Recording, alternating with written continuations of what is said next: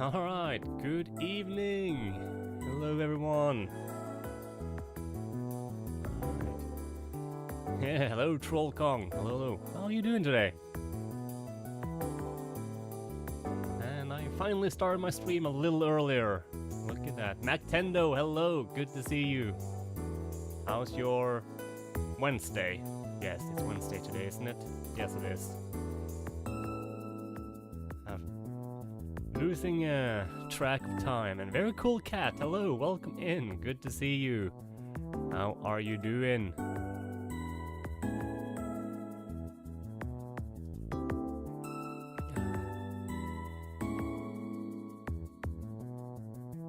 It's been, what, 3 years since you were here? Yeah, I can't say I've seen you around since. Let's see, what was the last time you sent a message? Well, it's been almost 3 years. Your last message was back in January 2023. That's certainly a while. Well, you know, always nice seeing people pop back in that I haven't seen for a while. Hope you've been good. Hope you've been good.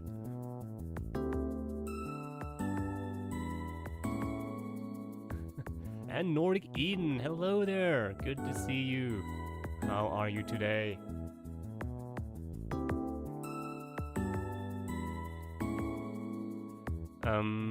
GC's happened, oopsies. Wait, what happened? And AJ's in here as well, and you're already redeeming the Speak Norwegian. Alright, I'll give you some Norwegian, hold on. Alright. Ja, da starter vi streamen med å snakke litt norsk. Har du i det hele tatt sovet, AJ? Er det ikke litt sent i Japan nå? Klokka er vel sånn... Du er sånn 7 timer for meg, så klokka er jo sånn 2 på natta nå. Sånn rundt der. Hva gjør du våken på denne tida? Men godt å se deg, godt å se deg. Og akkurat nå så er vel kanskje 2-3 personer i chatten her som faktisk forstår hva jeg sier.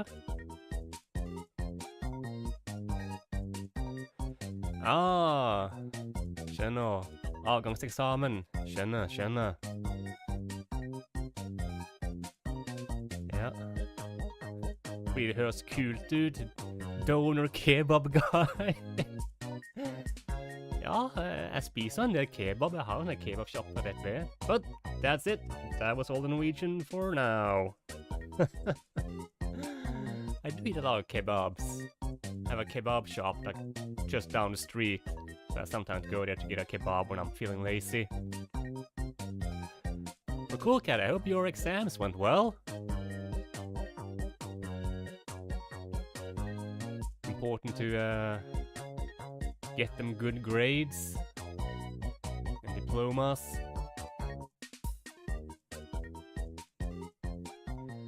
Yeah, let me just shout some people out.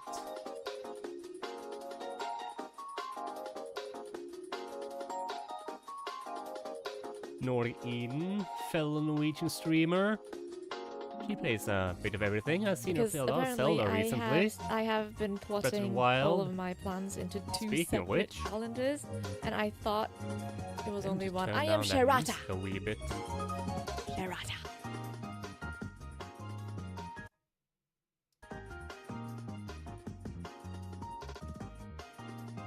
And of course, shout out to AJ, who is living in Japan. He played them retro games too.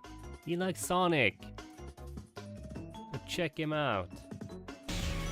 You've been grinding Speaking of Sonic. the past couple months.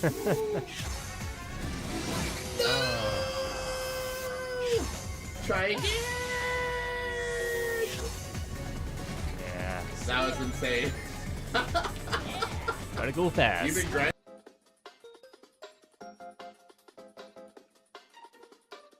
Always cool to hear the Norwegian dialect. Yeah, that's the thing about Norway. We have so many dialects. Like, even different parts of a city would have different dialects.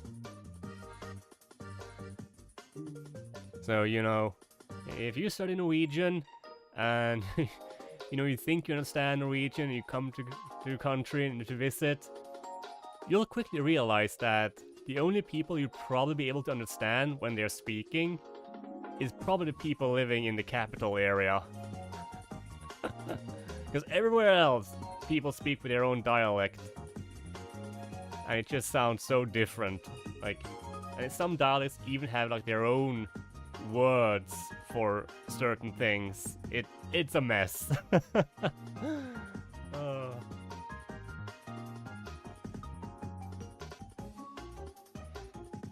Speaking of julebrus, I'm gonna need a plug for your... Yeah, I'll make sure to grab you a bottle or two. We got... I don't remember which ones was it that you were able to buy last year. Oh, for those of you in chat who are wondering, you know, AJ here managed to order some Norwegian snacks, specifically also Christmas snacks and julebrus last year. And yeah, he's now aware of the superiority of Norwegian snacks. I'm gonna send him a little package. Yeah, you did. I'm not sure if you managed to get one of the... Because we had two local julebrus there. We have one that sort of represents my area, like my city. And then there's like one that is sort of supposed to represent the county as a whole. So the ones I'm talking about is SEGA julebrus and Sørlandet julebrus. I'll get you both of those. Yeah, the one from my area was sold out when you were ordering them.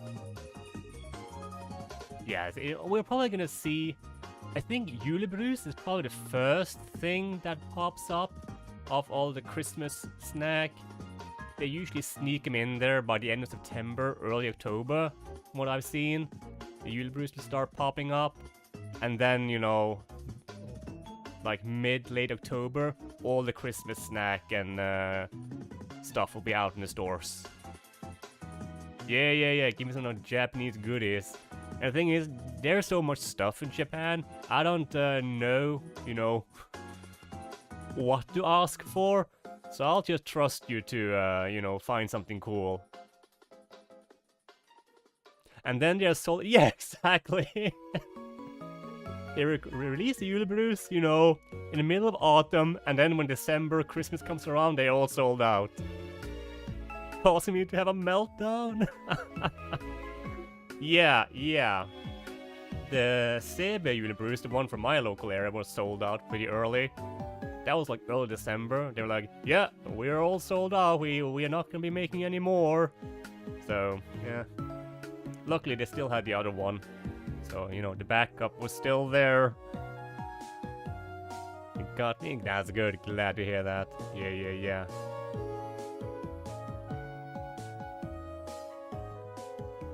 The only thing I like worry about is that, you know, shipping soda is like, okay, I probably need to put on a, you know, handle with care sticker on the box, just so they won't throw it around during shipping. Kokostopper and Quick Lunch, no. Well, luckily Quick Lunch we have all year round. It's just the price has gone up quite a bit because, just because the world is going to shits. Hey, Ritz, good evening, good to see you. How you doing? How you doing this fine Wednesday? But yeah. I was surprised that you enjoyed those kokostopper as much as you did. Like, they're good, but they're far from my favorite Christmas treat. Those snacks were life-changing. Oh. You nearly finished your final project for uni? Nice! We'll submit it tomorrow. Alright, good luck with that, Ritz. It must feel good to finally, you know, get that out of the way. Things are alright. Oddly enough, I somehow managed to keep my sleep schedule from work. Like, I still go to bed around 1 a.m. and I just wake up on my own at around 7 a.m. because that's when I used to wake up, so... It gets a little bit confusing because I'm like, okay, I get up early, well, what the hell am I supposed to do with my day? It's not just like, I've done some cleaning, And, you know, just be like, huh. Went out for a little walk, because the weather has been nice today. And now I'm here streaming.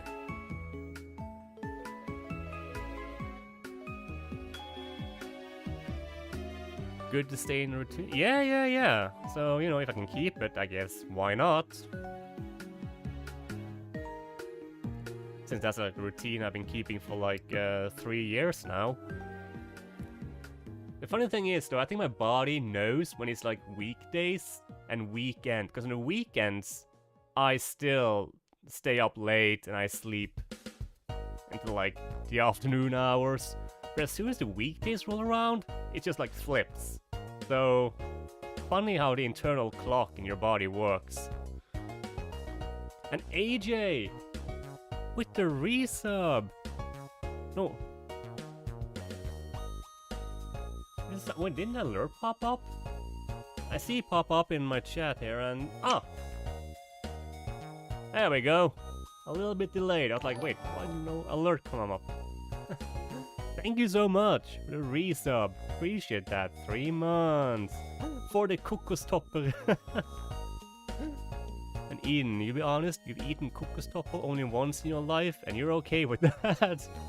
Yeah, it's kind of funny, cause like I think like coconut candy is not really that popular in Norway.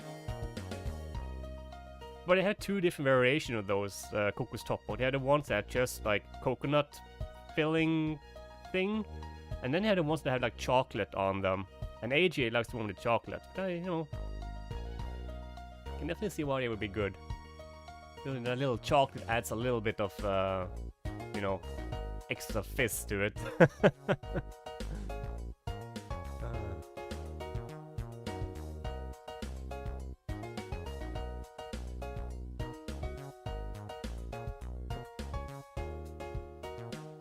Yeah, one of the Julebrews is out already.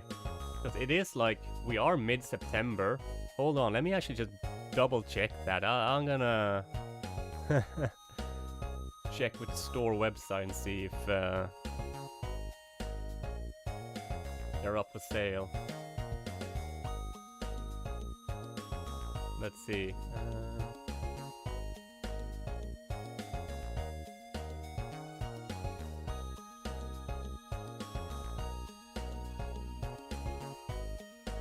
Okay, no, it's not popping up yet, so, yeah. I guess they're holding back this year.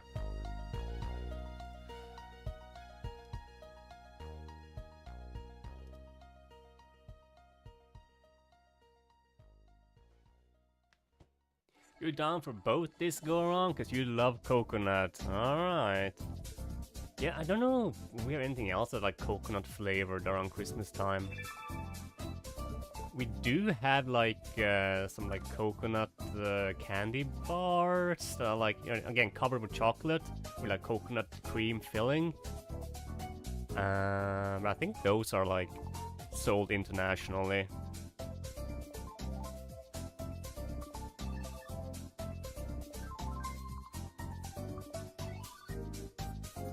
Let me double check that. Let's see.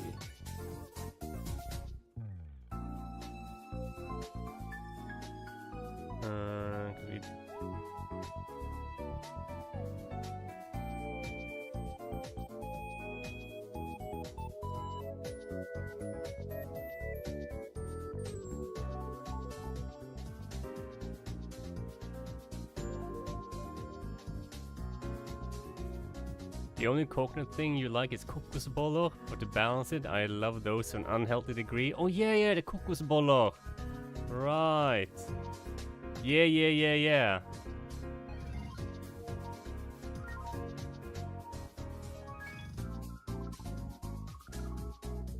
Yeah, these are the ones we are talking about, AJ.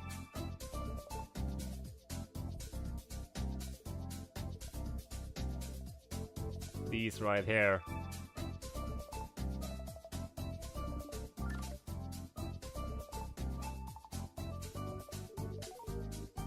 And they're like this little chocolate filled with like coconut cream. They are the snack that had to change its name. Yeah, it had a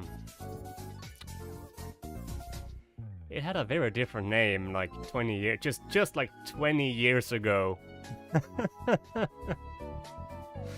Yeah.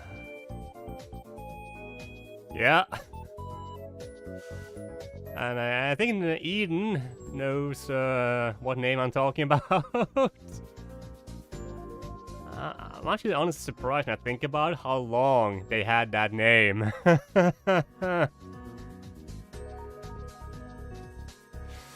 Yeah. That was that was interesting.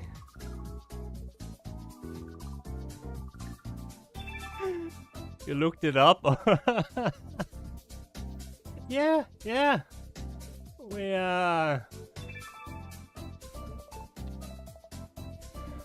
We were a little bit slow with adapting here in Norway, to put it mildly.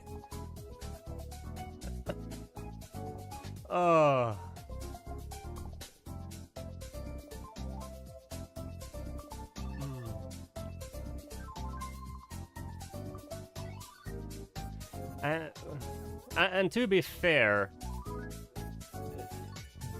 that particular word was used like officially, like as an official word, for a very long time too.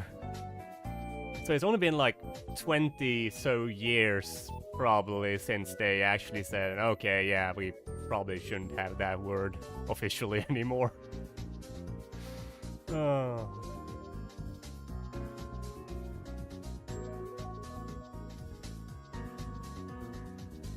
Yeah.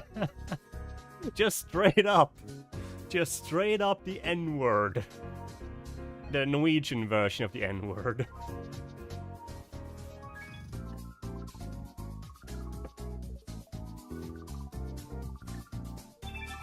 And if you like find like older, like the label on some of the brands of them, they would even have like a drawing that, let's just say, would not be considered politically correct.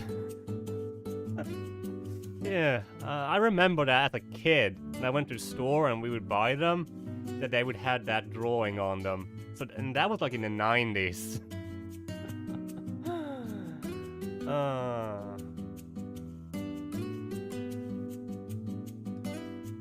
Are ever up there? I mean, yeah, I think, you know, you can still order, because AJ did that. He ordered some Norwegian snacks and had them delivered to Japan. So, you can definitely order the snacks and have them delivered to the UK.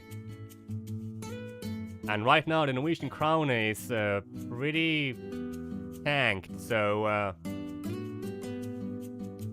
probably not as expensive as it would have been a couple of years ago.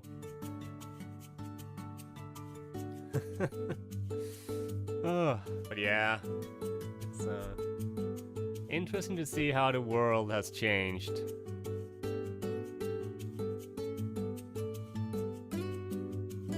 Every day is a school day. Yeah. But yeah, I think let's see what the store called.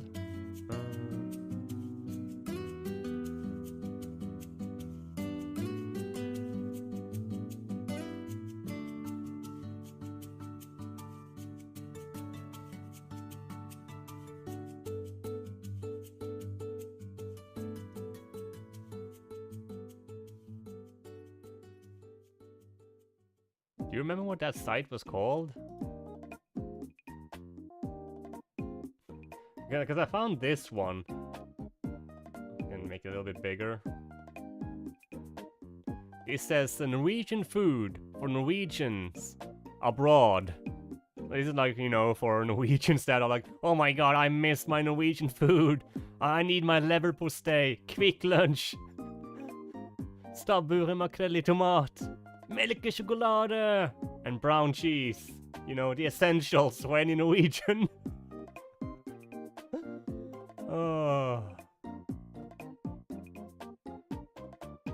Yeah. I mean, this is, yep, this is pretty much the 5 Norwegian essentials.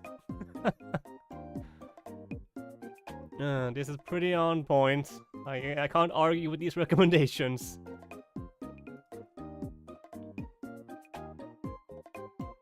Yeah, because this site is only Norwegian. Yeah, these are some Norwegian candy, snacks.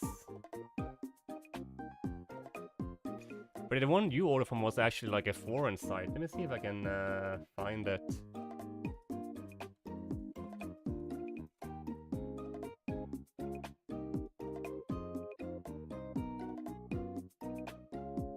Yeah, well, yeah, it was just Norwegian food store. Oh.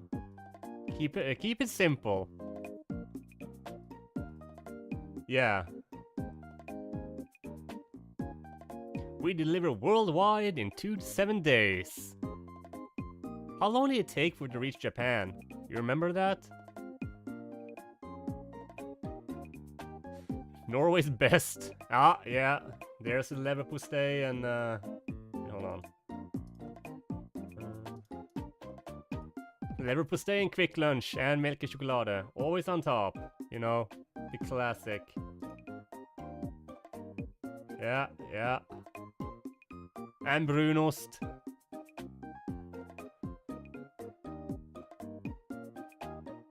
When you lived abroad, my dad brought me smash, brown cheese, and risengrynsgröt.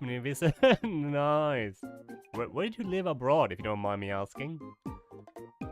But yeah. Let's see if they have those kokosboller here.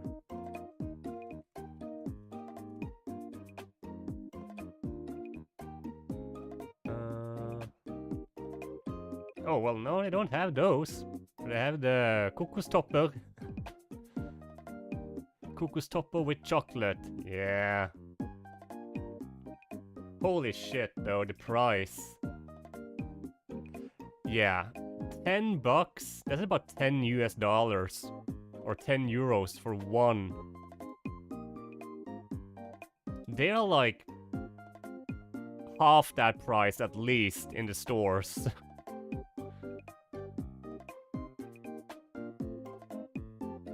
He was an exchange student in Wales in high school. Oh, cool! In Wales. Nice. You hear that, Ritz? Wales! But yeah, these are like double the price. In fact, I see a lot of stuff here. Let me just check some price. Oh my god. Oh yeah, they've certainly jacked up the prices. Holy shit. 143 kronas for Smash? That's like just another 100 kronas just added on there. Holy shit.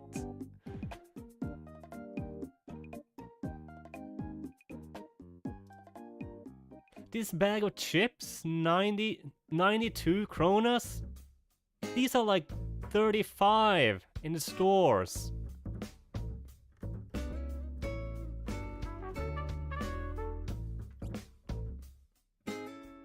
My area is the black sheep of julebrus. We have dolls. No one but us like it. I haven't even heard of that one. What is Smash? Surely not the game. Oh, it's like... Oh, I'm gonna get you one of these bags. They don't cost this much in the store. They just add another 100 to this price. It's like 45 in the stores. So yeah, they just add another 100.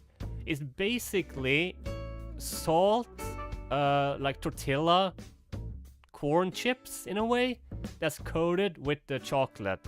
So you get that, you know, salt and sweet combination. And they're super popular in Norway. So if you like sweet and salt, or you want to try them, yeah. They are, it sounds crazy, but it's pretty good.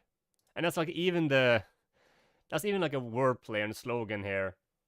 Støtt, salt, og sprøtt. Which can mean like, yeah, like sweet, salt, and crispy. But also like in Norwegian, sweet, salt, and crazy.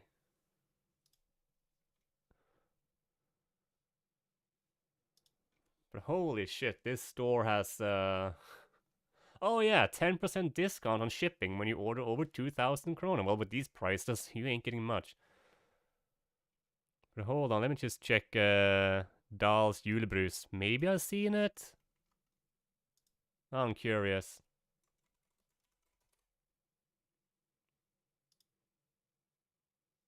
Oh wait, I've seen this. Is it this one?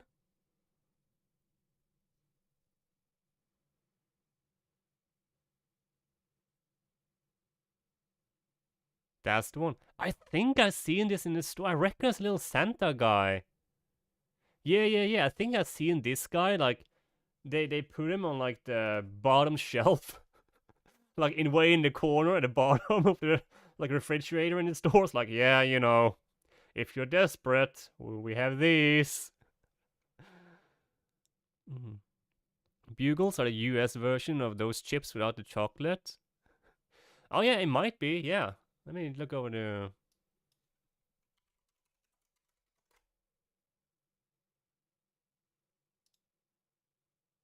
Oh yeah, they actually, yeah. Yeah, exactly, it's these kind of chips. Just covered in chocolate. Yeah, like these corn chips kind of things. Yeah. That's exactly what they are. Oh, the music stopped. Oh, the player crashed. Hold on.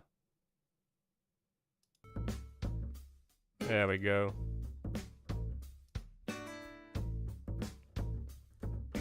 You will die for a corner of shame.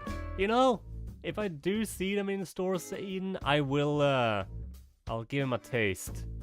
You know, I gotta taste all the julebrus. It can't be worse than that disappointing, was it Coop that had that cheap julebrus? That was only like 10 kroner a can. And it just tastes like disappointment with cherry.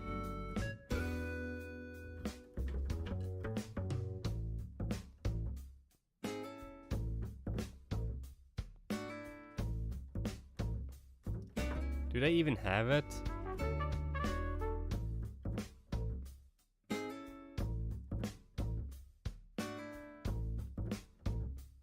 Oh my god, they actually have it. But almost 10 bucks for one bottle of 1.5 liters? Come on.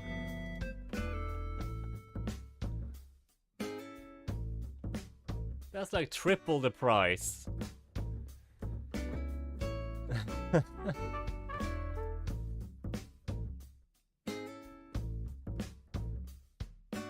Well, I doubt you'll lose this year. Not a Coop has their own like cheap brand of julebrus.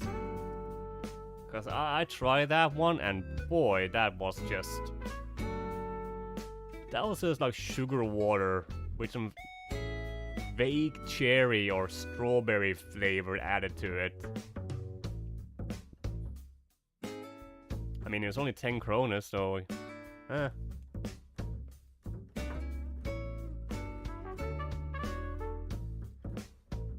Unless Biltema decides to release their own julebrus. They have their own energy drink. And for those of you in chat who are not from Norway, Biltema is like a hardware store chain here in Scandinavia, Nordics, where they pretty much sell tools and everything like you need for, you know, your car, because it started as a car parts store. Now they just sell everything. So they're basically just your cheap, low cost hardware store, and now they start selling their own energy drinks. And those energy drinks have become quite infamous for being just plain bad. The glass ball, not the big plastic one? Yeah. I actually saw like the glass balls on there too. But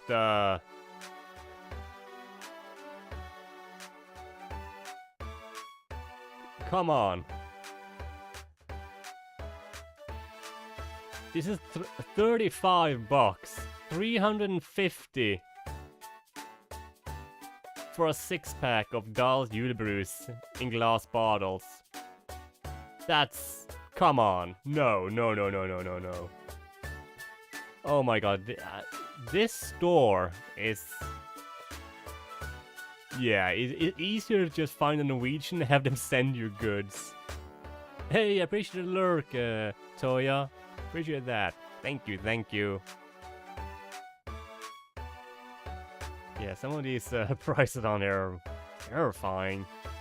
Like, I'm already terrified when I go do my grocery shopping because the food prices in Norway has gone up quite a bit over the last, like, 2 years. And they're just keep going up, and it's like, oh my god. And then this site just decides to triple those prices? Jeez.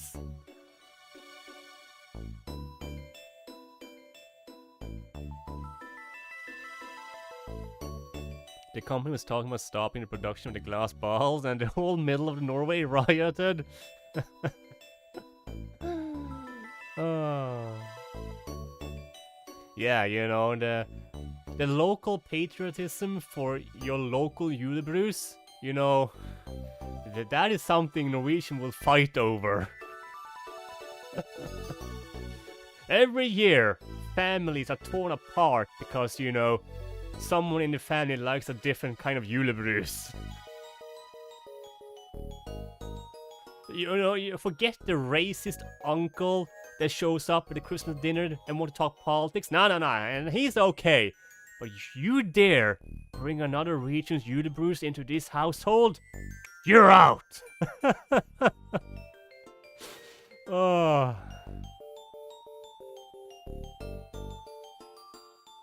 To the death if need be. Yeah. That might be you with Kokostopper. No one's gonna say a single bad word about Kokostopper under this household. Yeah.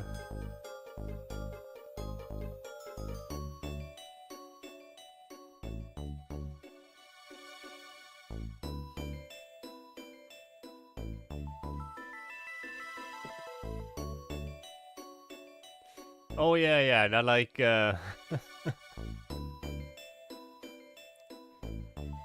like the Julebrews conflict is the one thing that will, you know, I don't know, get a neo-Nazi and a foreign person to actually team up against someone who likes a different kind of Julebrews.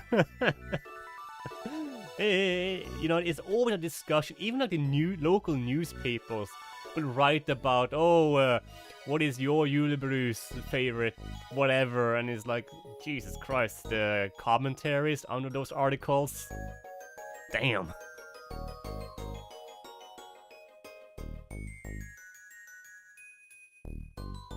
Like, Norwegians are generally pretty chill, but we'll find the weirdest shit to get all petty over. Oh.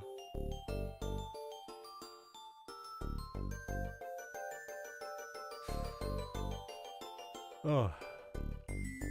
Alright, I'm just gonna go to the bathroom real quick, and when I get back, I guess we can get started on some Princess Crown, or continue playing. Hey. But yeah, be right back real quick.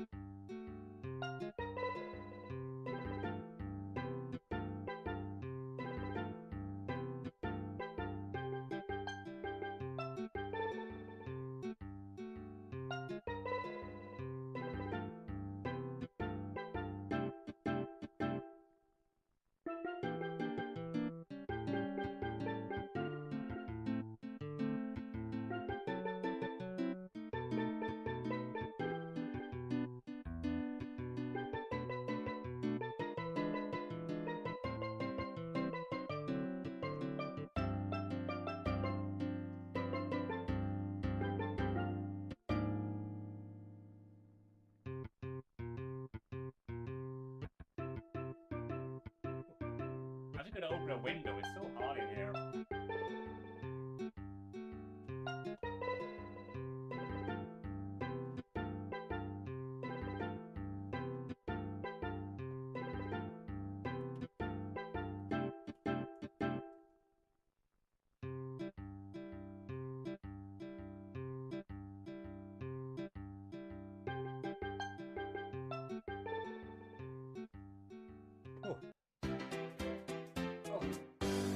You'd think that now it's autumn and everything, it would be a little bit cooler, but my apartment is still toasty.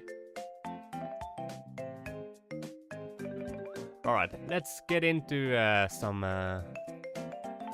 Princess Crown. Let me just swap on over here.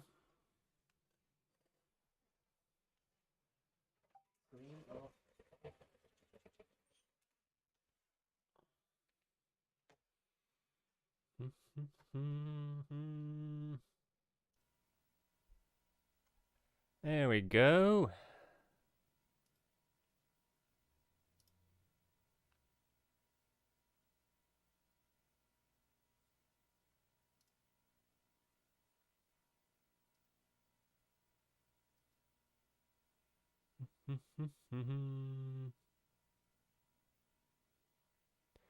Just checking some stuff right there. Don't mind me. All right.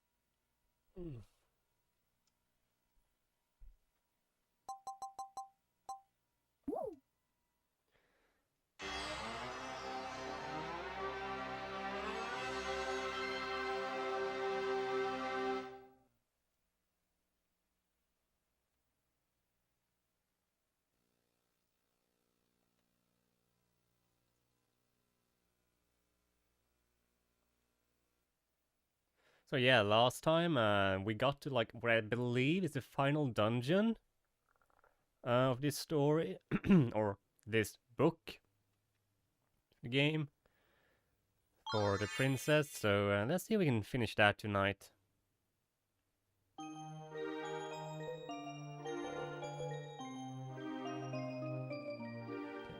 Lift the kitty for good luck. There we go.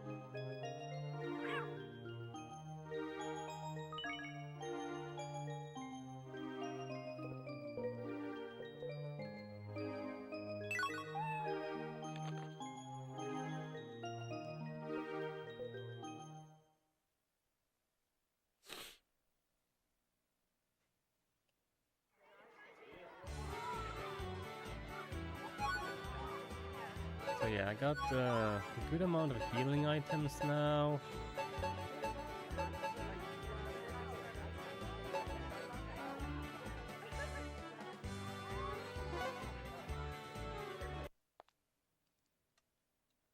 I guess we'll just have to go and try and see if we make it through.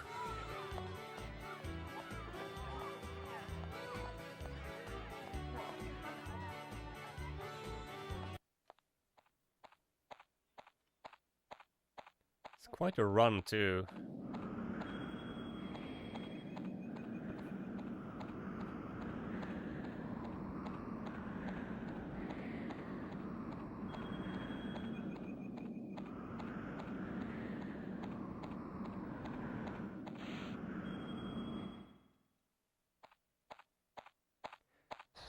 I remember there was like a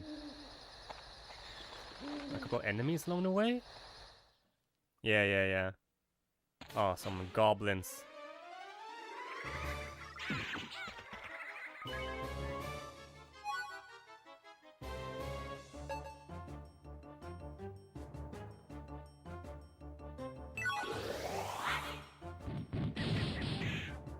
Oh, that was some good damage.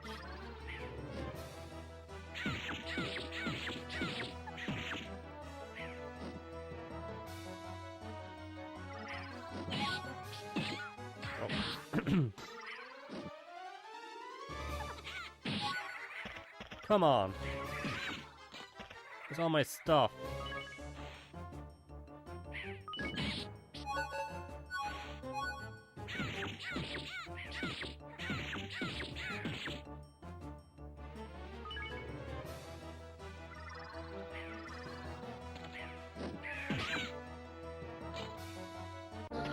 Nice. That wasn't too bad.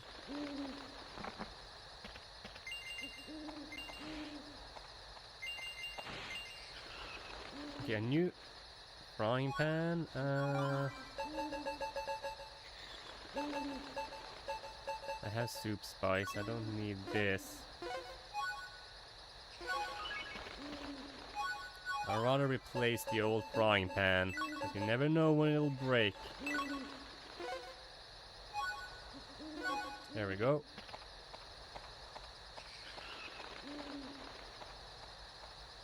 We are close to leveling up too, so you know that's nice. A level will give us full HP again.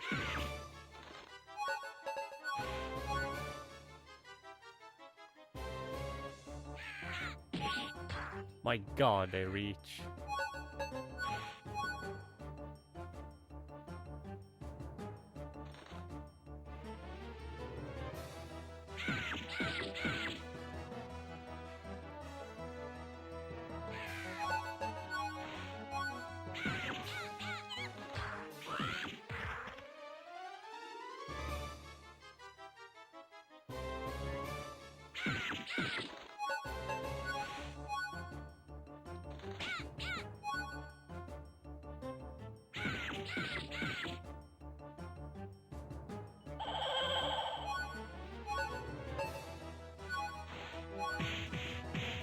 Oh, come on, I tried to block those.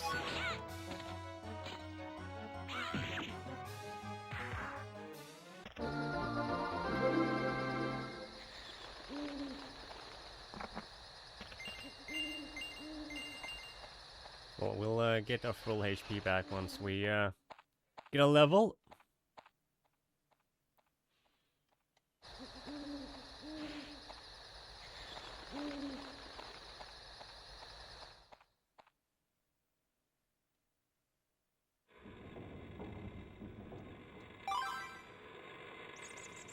So yeah, we're gonna walk all the way to the end here, then up, and then there are like several other rooms. So we just gotta explore here and see what we can do.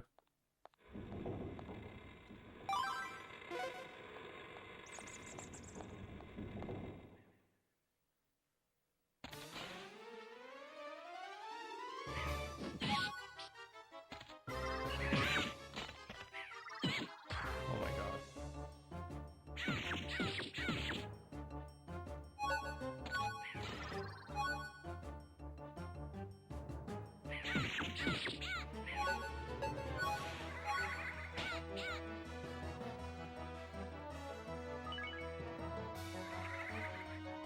Just recovering some energy or power.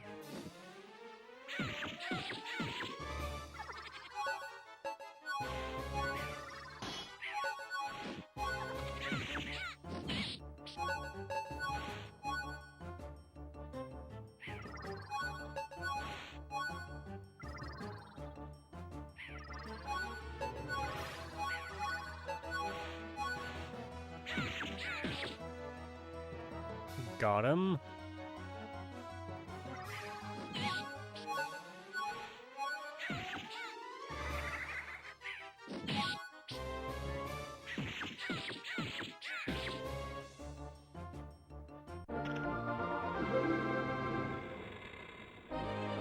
There we go, level up, full HP.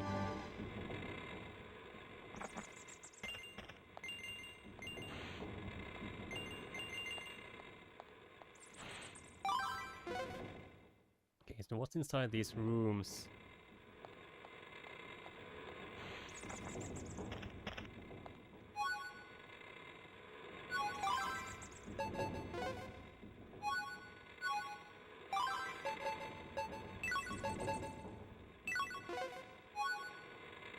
Oh, wait.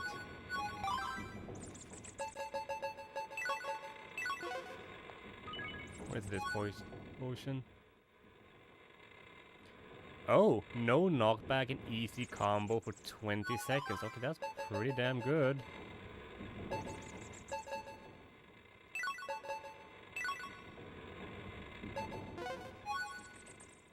Let's actually put on...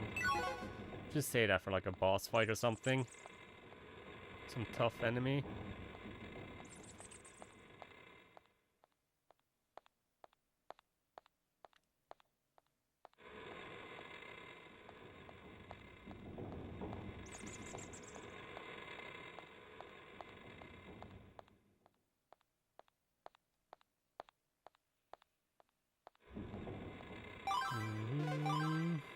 Okay. This and we go up. What's at the end here?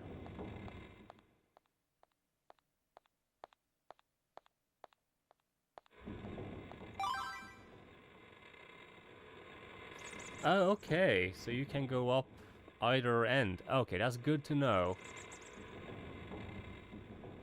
And... Oh, Fox! With the big raid! Oh, thank you so much! Thank you for the raid! Welcome in, everyone! Appreciate that! Kent, hello! Mr. Ember, hello, hello! Let me give you a shout out. Hold on, hold on.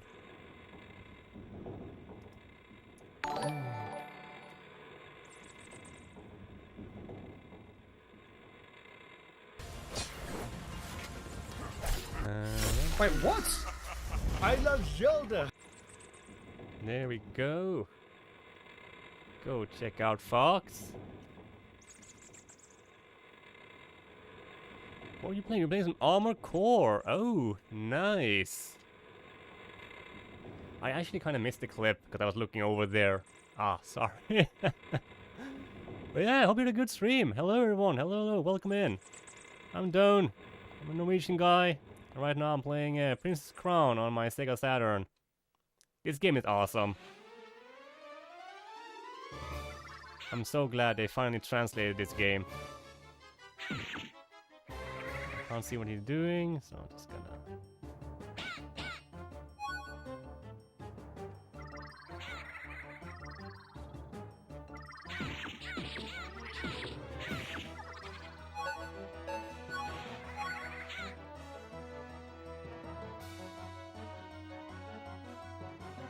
Yeah, it is a lot of fun. If you have played like Odin Sphere and you enjoy that game, this game really does feel like a precursor to that game, because a lot of the same elements that were in Odin Sphere are like are also in this game, like the items, the food items. You can even plant like seeds to grow food, and there's a cooking mechanic. The one thing they don't have that's in Odin Sphere is like the skill upgrade system. Here you only have like your basic attack, but you do combos and such, so... And you can block and dodge. But yeah, I had a lot of fun with this game, and it looks amazing too. The pixel art is just top tier.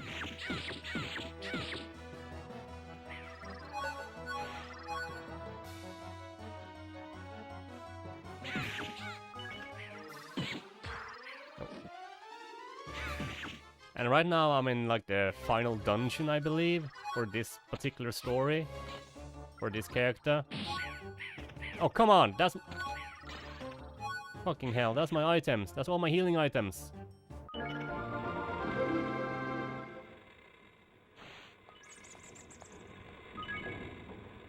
My god.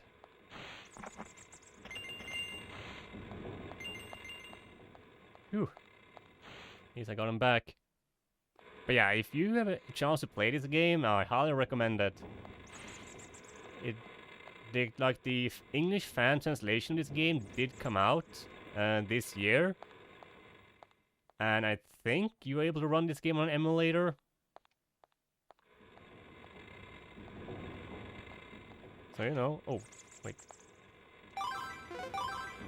Oh, I can't go this way?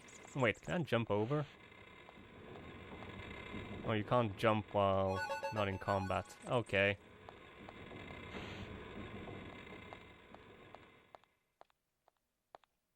Well, that sucks. Guess I have to fight those goblins again. Oh, no. Thank God. But yeah, I had so much fun with this game. It's been an excellent game. And I would say it holds up pretty well.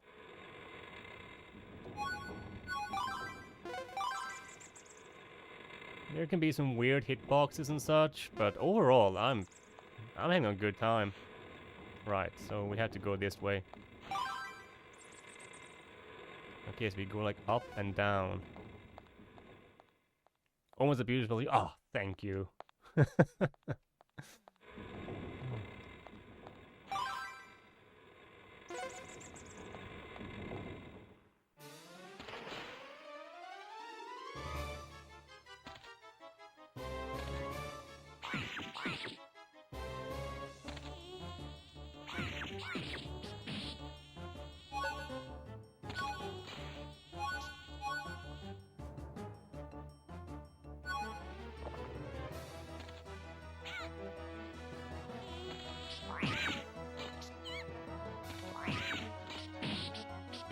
Oh, for fuck's sake, this frog.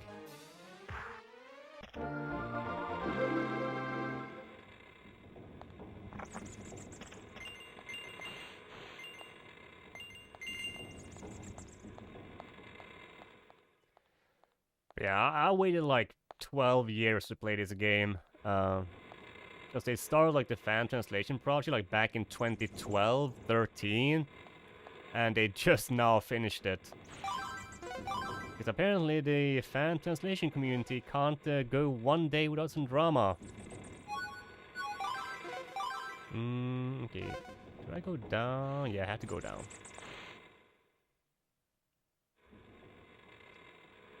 The guy that was like working on the project, he just quit it.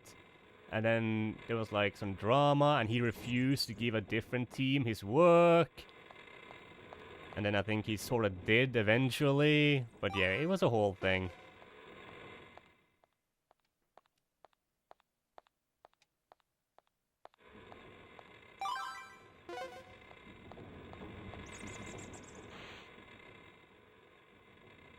East drama and meme. Oh, I haven't heard of that.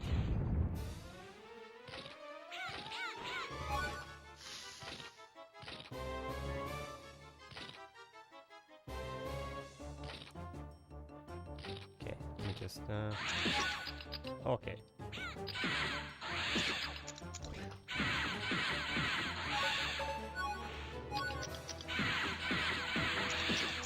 I tried.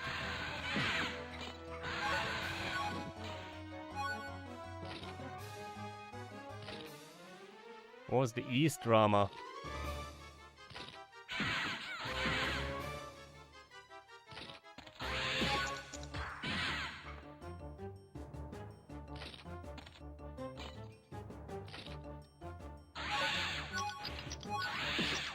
My God.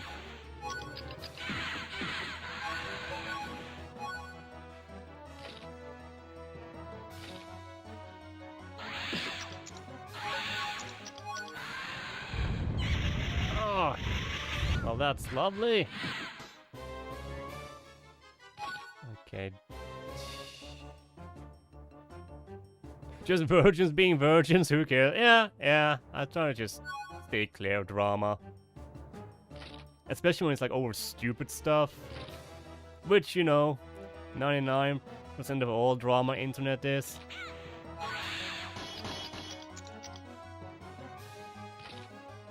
Oh, we got ads coming in too. Well, perfect timing, I guess.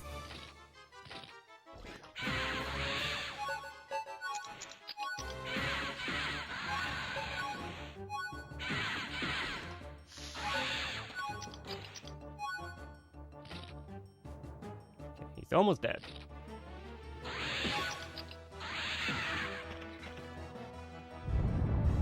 Oh, I thought he died. He didn't.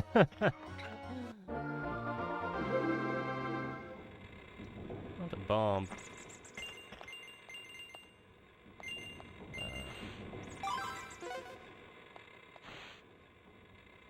Yes, I can take it.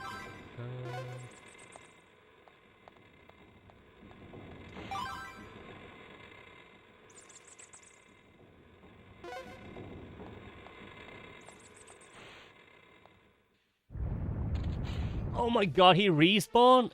Level 31? What is this bullshit?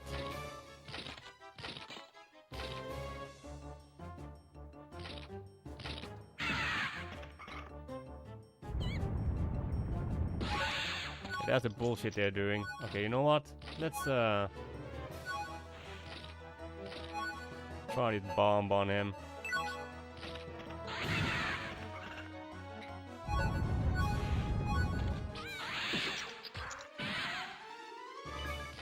Oh my god, he took that healing item.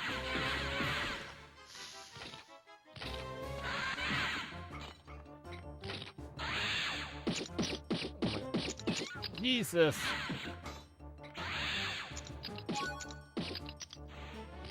Oh my god, I need to get away from him.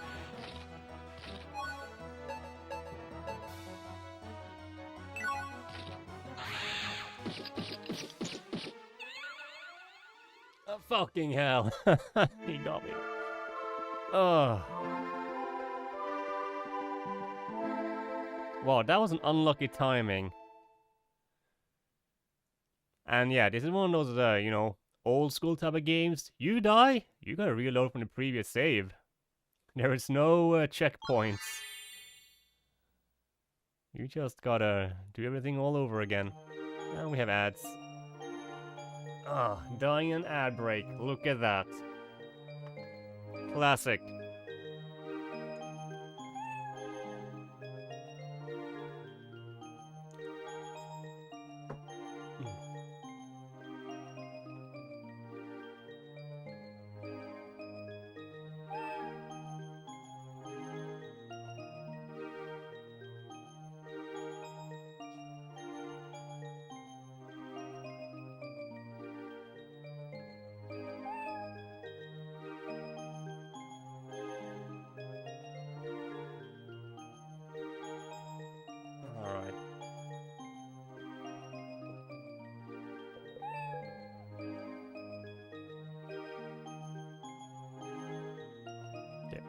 Get the kitty for good luck. There we go.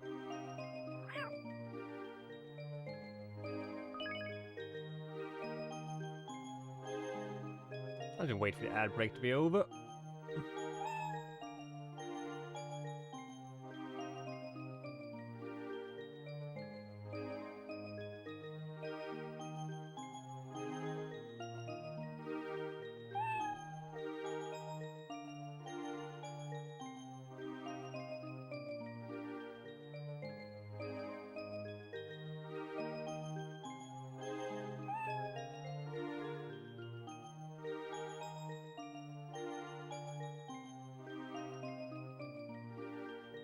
Alright, ads are over.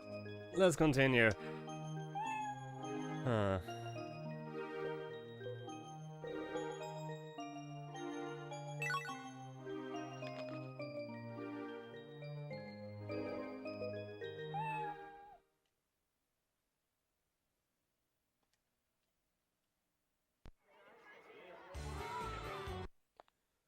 Alright, let's get back to it, I guess.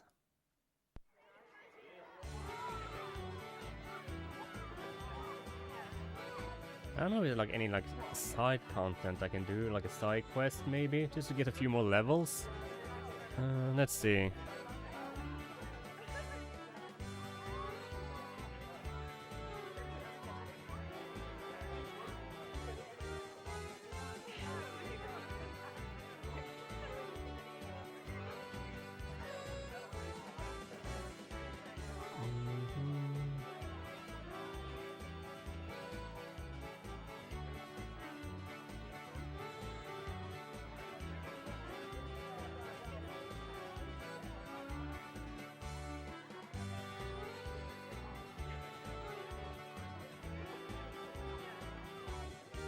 Hey, Plushie, hello! Welcome in. Good to see ya. It's been a while. How you doing?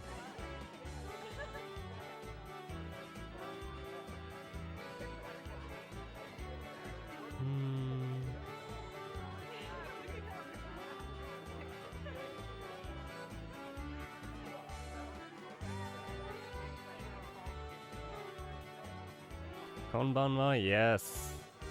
Konbanwa.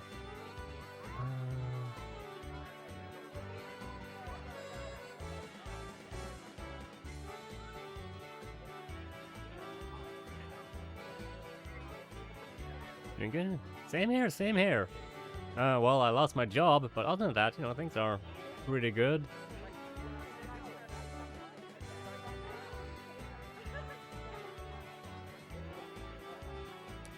There's like no easy side quest.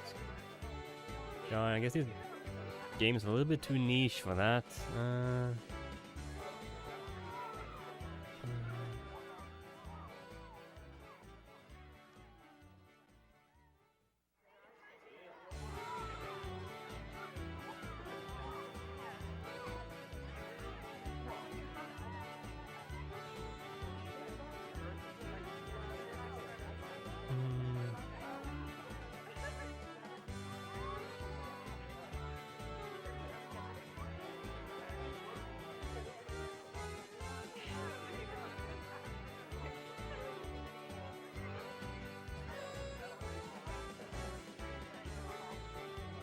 I guess not. Whatever.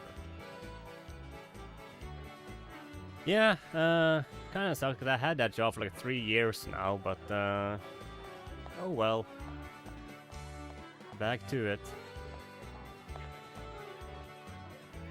You better stay. Yeah, I understand. It's super late for you, isn't it?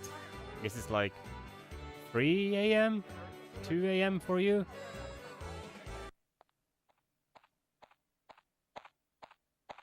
Beautiful ports? Yeah.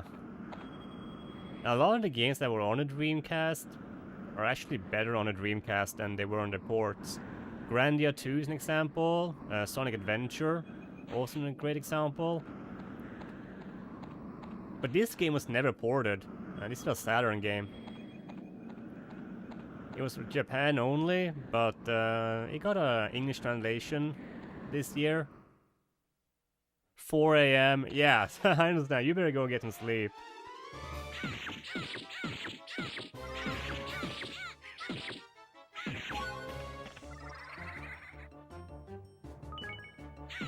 Nah, he's from Australia.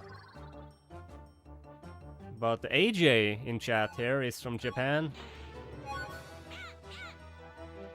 Or he lives in Japan. Oh, what the fuck? Alright, I see how it is.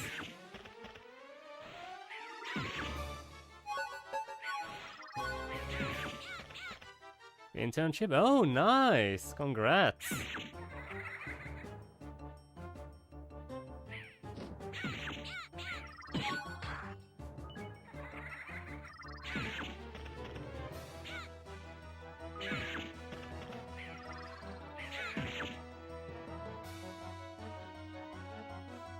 What kind of internship?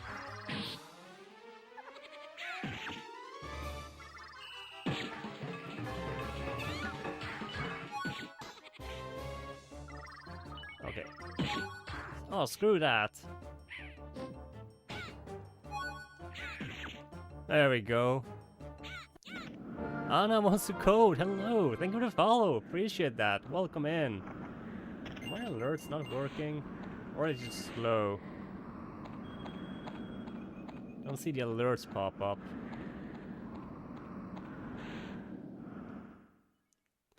But yeah.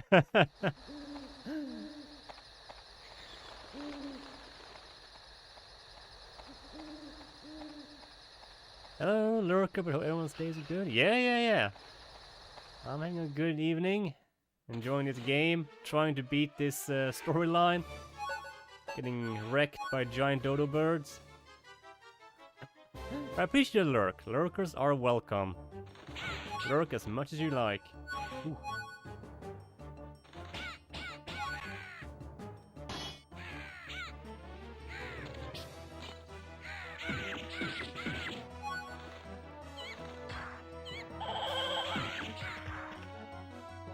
no power.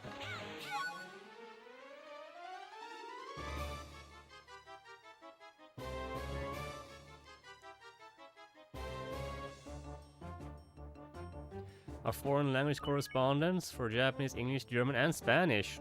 Nice. German language school in Osaka. Oh, cool. Do you like help teaching German? Is that it?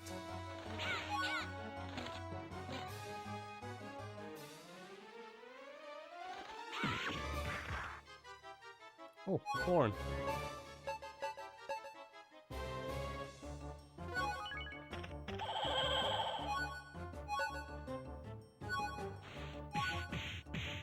Still can't evade all of them.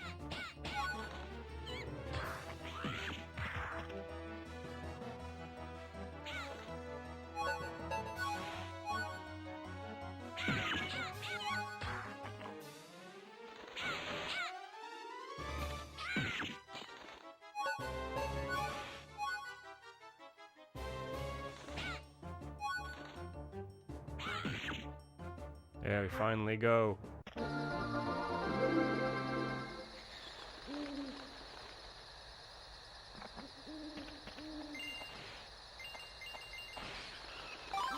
Got some corn. I guess we can boil that.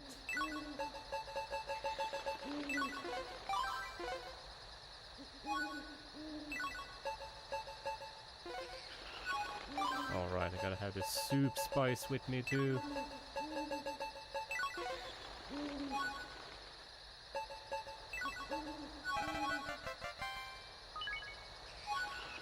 There we go. Corn soup. Nice.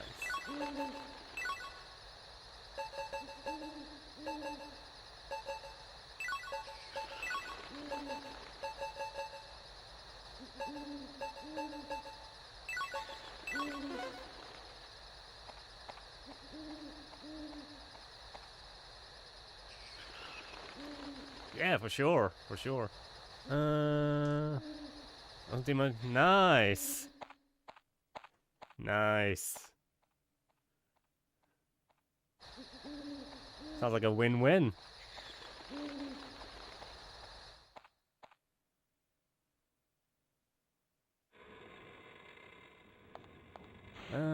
Probably should heal. I'll just eat the cake.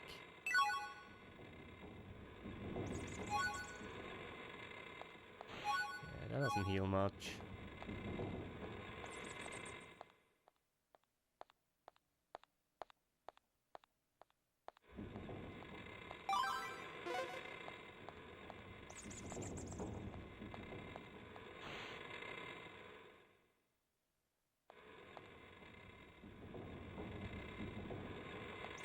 Gonna be able to live and work there in a couple of years? Yeah, that's nice, that's nice. Have a goal to work towards. Yeah, I'm still just, you know, learning through Vani Kani, so I'm mostly just focused on kanji and vocab. I come to a point now where I'm just, you know, slowly reading through mangas. I bought, like, the Super Mario Kun manga off eBay. So I'm reading that, because that's, like, it's aimed at children. But it's not like beginner level. So it's a nice way to practice, just reading. Holy shit. Okay, this is a new monster. Chaotic Eye. Jesus. Throw that at me.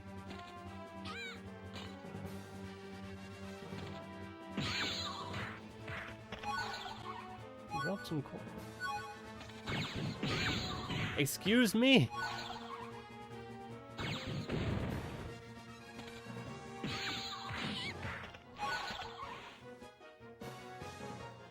What is this monster?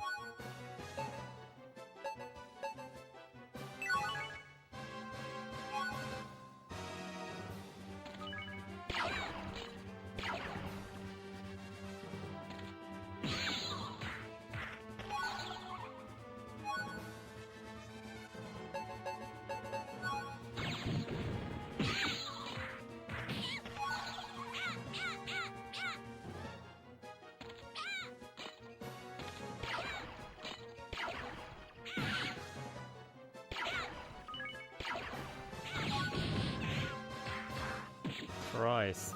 Okay.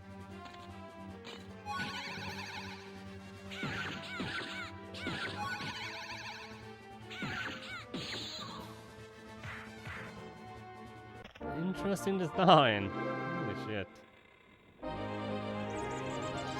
Alright, level up. Behold, yeah, you know, Beholder from Timu.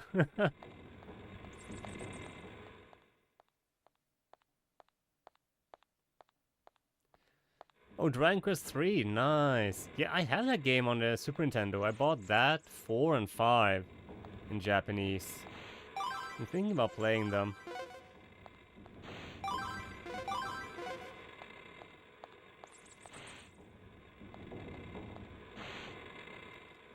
You're playing the remake instead of Furigon. Oh, okay.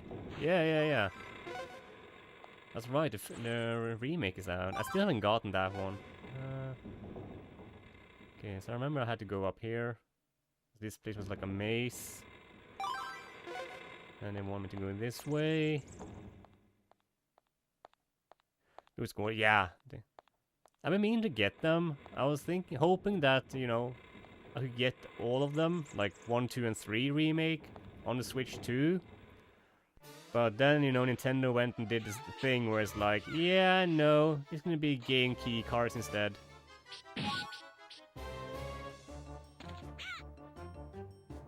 What happened there? She did a whole...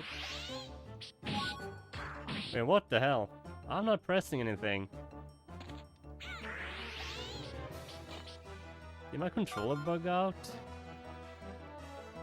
My controller bugged a little bit. Hold on.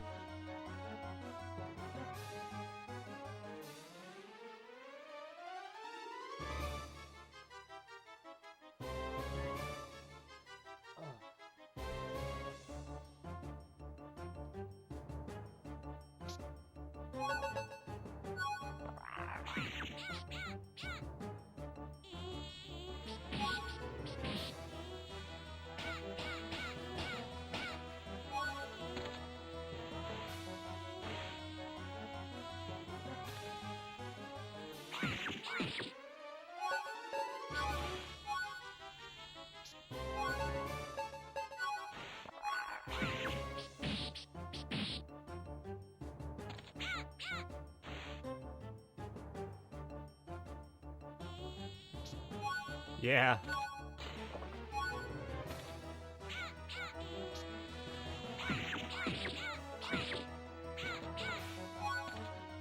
The little princess, the big sword.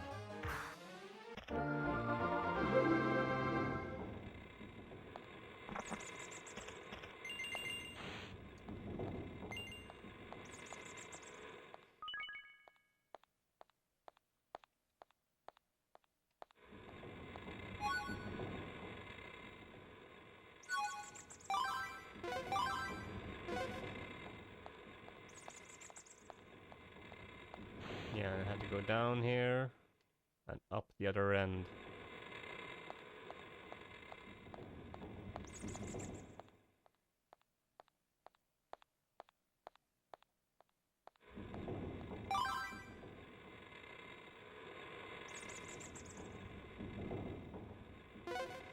Then we go up, I assume. Yeah.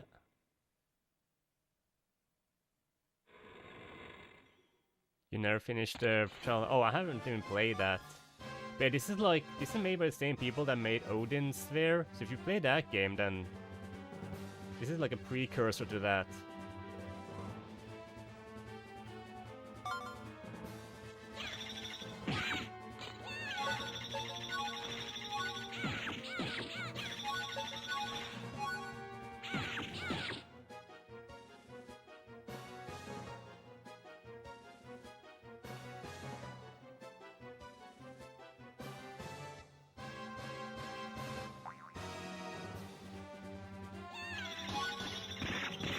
Oh, come on.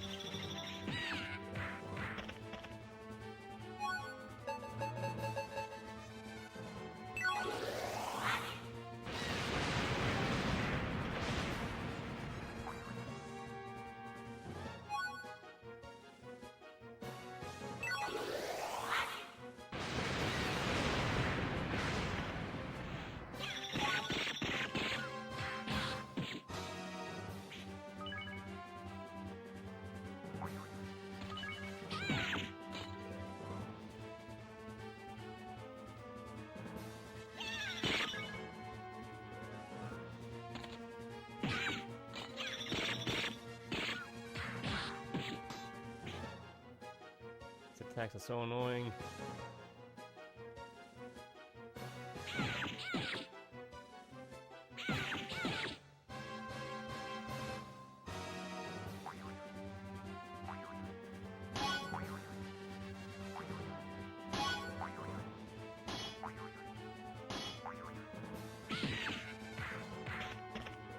Okay, well, at least he's going down faster than I am.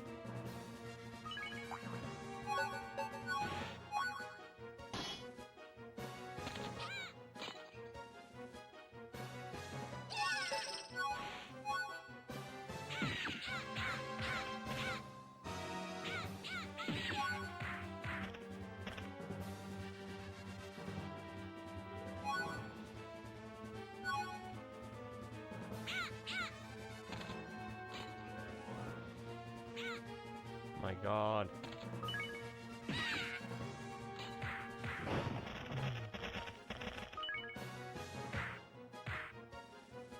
Alundra too? Probably, yeah. It is vanillaware, so all the pixel art is like done by one person, just like how it is in Odin Sphere, Dragon's Crown. So it's quite interesting how they made these games. They kept the artistic style ever since. Yeah, I need to heal. Oh, let's eat some fish.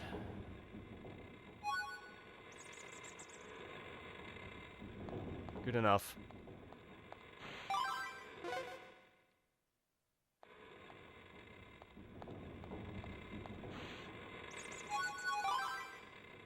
Let's see.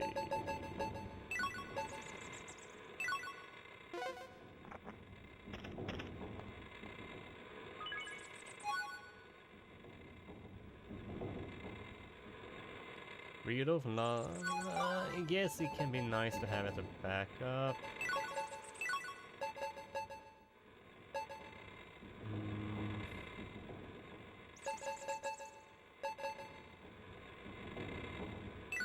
I'm just gonna grill that corn.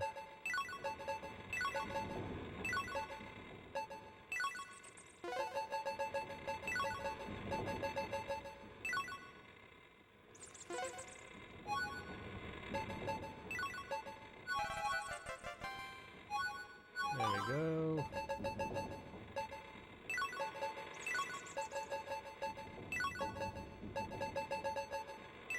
Inventory management.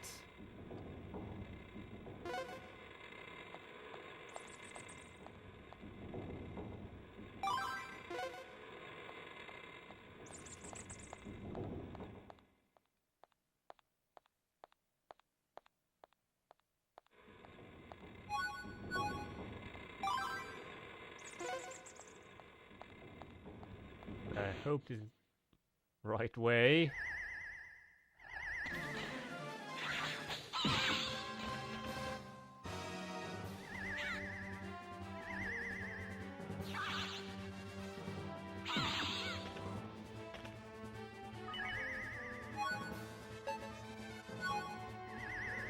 Okay.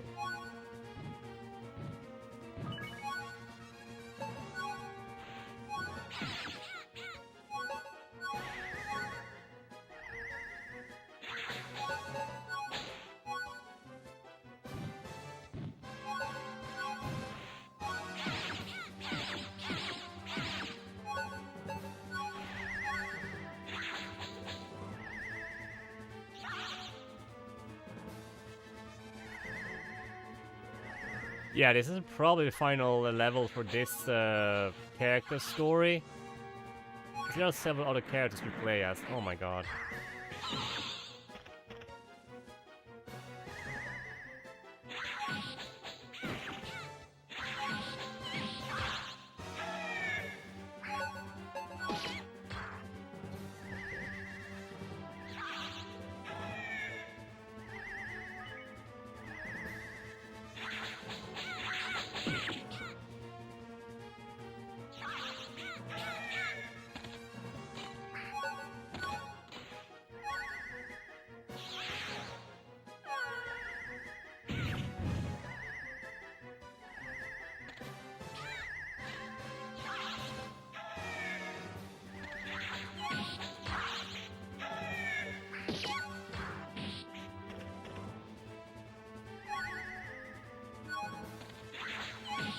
My god, it's Ghost!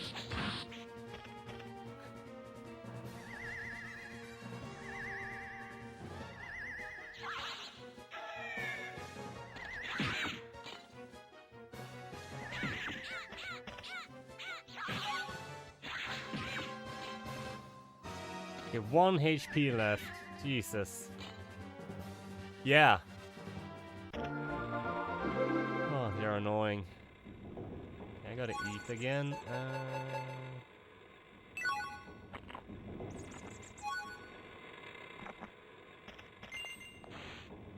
don't need that. Okay, but we can do some... Let's go in here.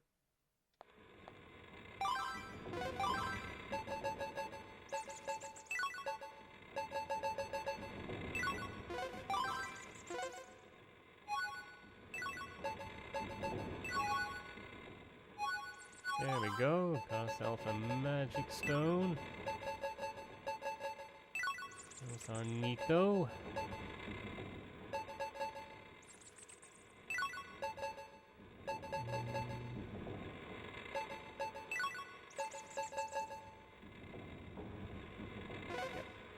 Should be okay. Holy water, okay, that's good against undeads.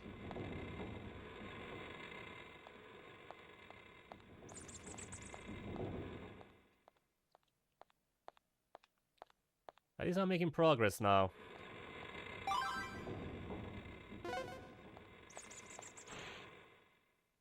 Oh.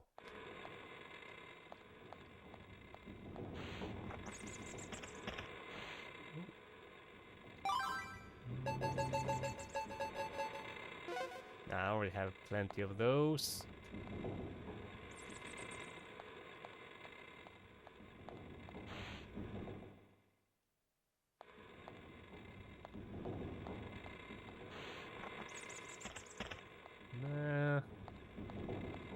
Would be really nice if there was like a save room or something in this dungeon. That would have been grand.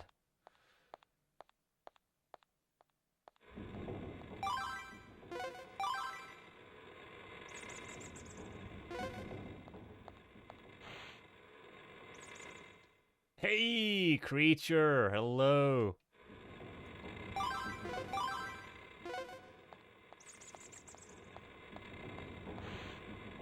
Not going that way.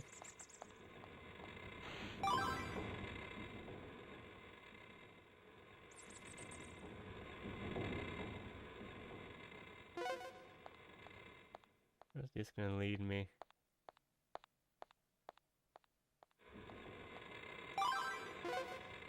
Okay, I just want to check the other area because I'm like, maybe there's something there.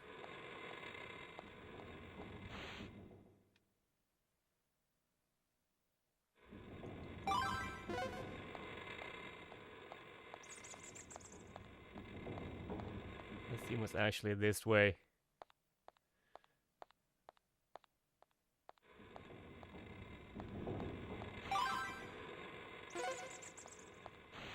Yeah, I can't go up there.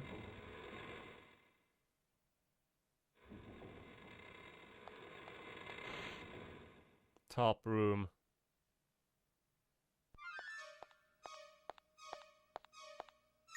Oh, that was the boss area? Ariel!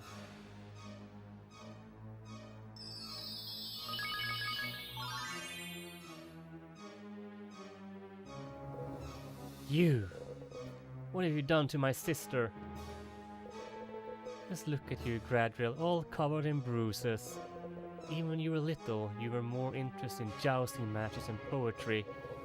Girls aren't supposed to do things that could get them hurt. I tried to tell you. Ariel? You're Ariel? Surprised? I got some powers of my own now, and things have changed. All I want now is for the Demon King to come and destroy this cruel world. Gradriel, just be a dear and stay where you are. Here, right beneath our feet, is where the door to the Demon Realm will open. I'll need you when that happens. You're going to break the seal on the Demon King. How lucky for you, Gradriel. You get to be the one who initiates the end of the world. I won't break the seal. Never! You're always such a good little girl. You wouldn't disobey your big sister, would you? I wonder if tasting a little of my magic will get you to listen. Ariel, stop it! Now that I think about it, there's one more member of our royal family. Actually, I can't wait to see how pained Sidrael will be when she finds out. I know! Your hands are shaking, haha, think of hitting your big sister, huh? Bad girls like you need a spanking. Damn. Ah, maybe there was a save room in the other area and I just missed it.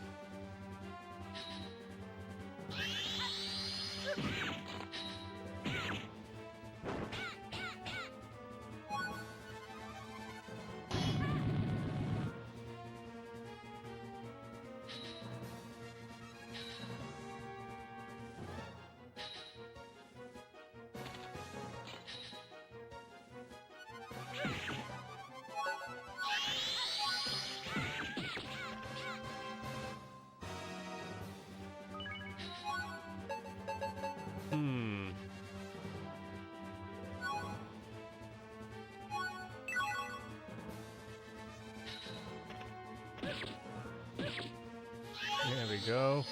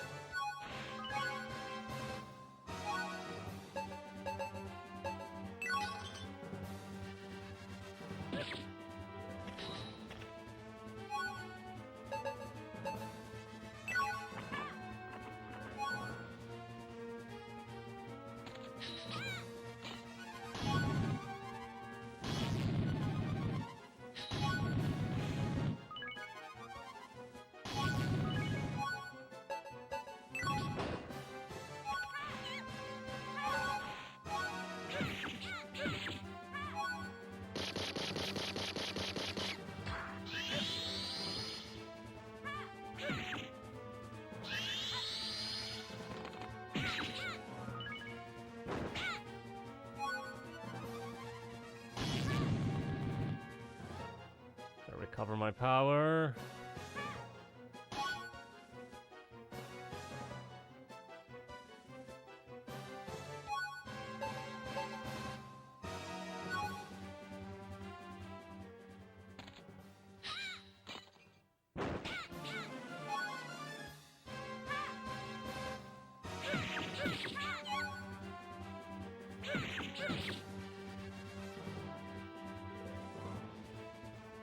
And yeah, you know, there are some interesting details bouncing about.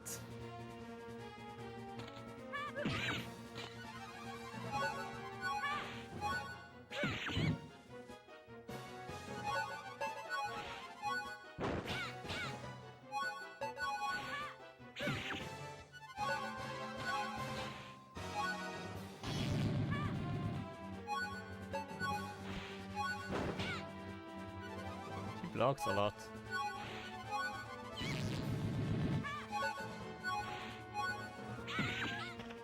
Oh, off the ring.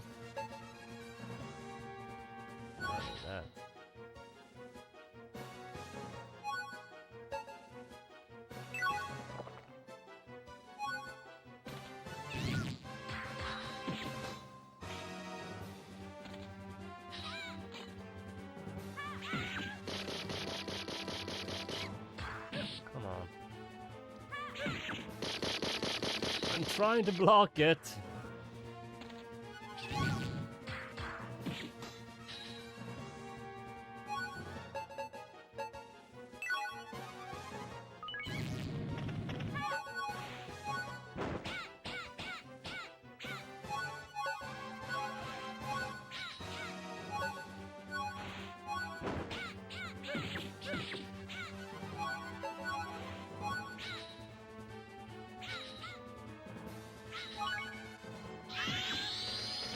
There we go.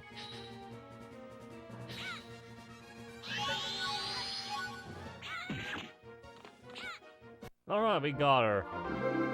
And leveled up. Hey, Meg. We just beat our big sister. You've grown strong, just like our mother. You're too late, though. Sorry. The gate is nearly complete. Someone must be controlling Princess Ariel. Leon, oh Leon, what should I do? Just stand back, Your Majesty.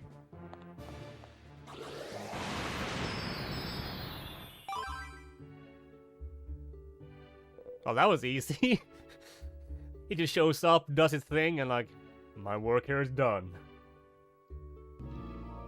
When you try your best, but you don't succeed. What do you mean? He succeeded! He got stuck in the forest fairy fight, had to redo it like 3 times. Ah, yeah. That's the one with the... Wait, the forest fairy. Is that when you're fighting against, well, the Red Riding Hood character I don't remember the name of? It's been a while since I played the game.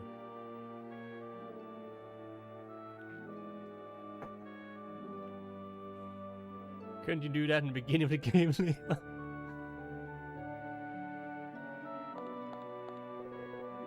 Ariel, are you alright? Gradriel? Ariel! What have I done? How will anyone ever forgive me? There's no time to talk. We have to get outside. The gate is opening.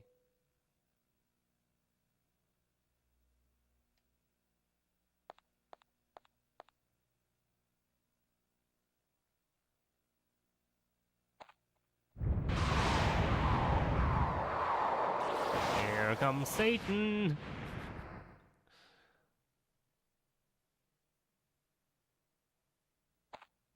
Oh yeah, I remember that fight being annoying, yeah.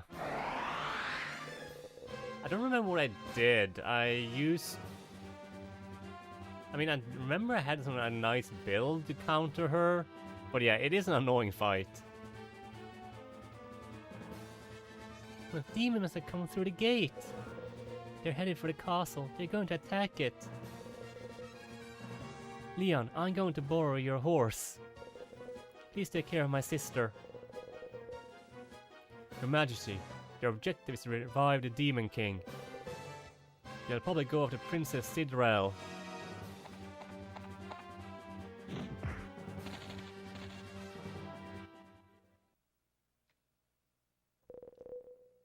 Let's head for the castle.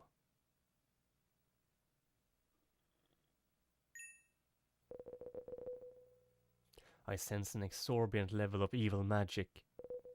Leon? What's that? Don't worry, it's nothing. Yeah, I don't remember how I beat that fight, but I do remember it was annoying.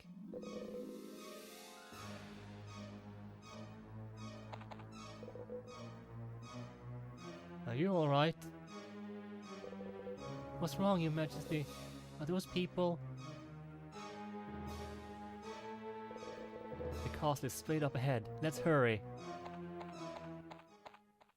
I need to find a save room. I need to save the game.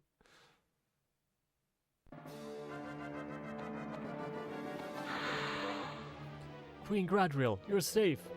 We're under attack from monsters right now. It's dangerous inside the castle. What in the world is...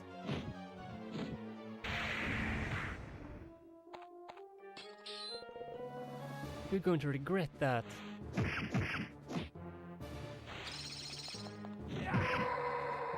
Oh, look at this badass guy. Queen Gradriel, are you hurt? You aren't one of our knights, are you? I used to belong to the Card Knights. My name is Golgotha. I came the moment I heard of the attack on the castle. Allow me to take care of these demons myself.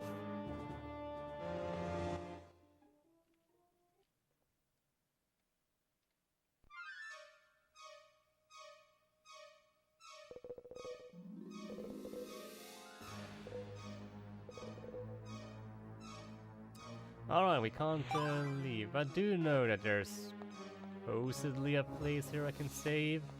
If the priest is still alive.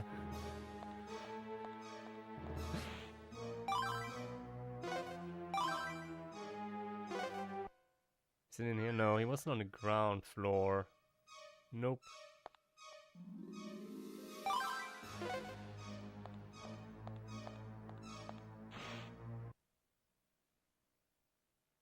I know there's a priest here somewhere.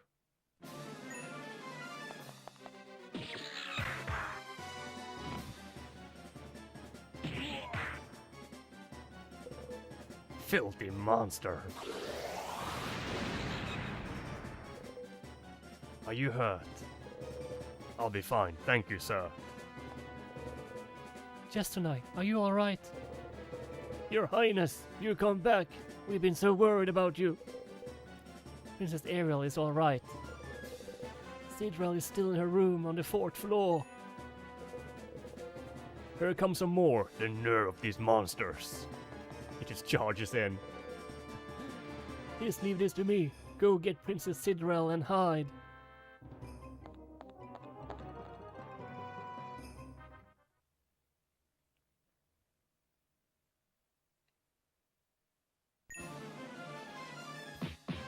Oh, there's this guy. Oh, he's just aura farming. Edward! Gradriel.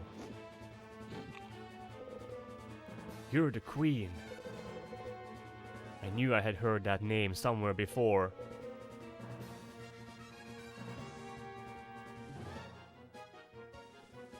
I'm so sorry. I had no intention of deceiving you. We'll talk later. Get going. I'll be fine here. I told you, you don't have to worry about me.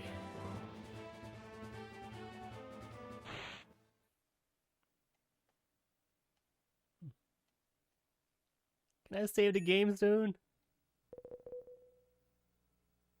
Wait right where you are. I won't let you lay a finger on my sister.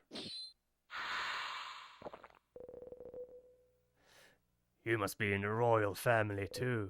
How perfect.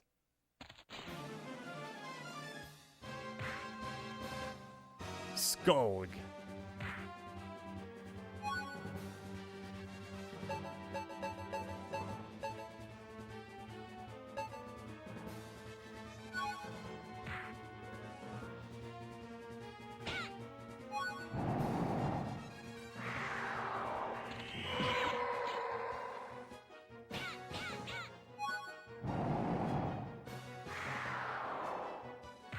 Is he blocking with his spine?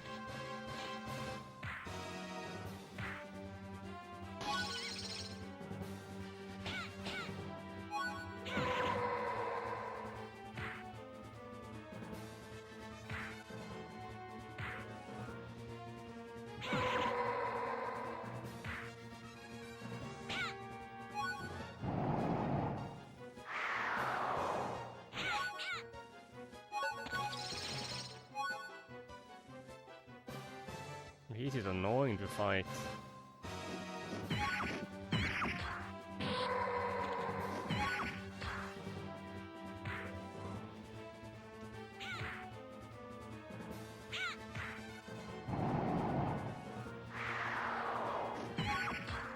He does that.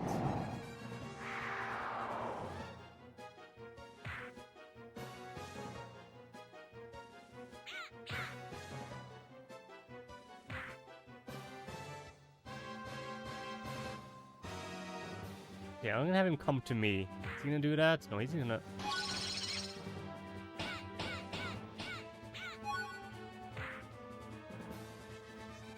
This is gonna take a while.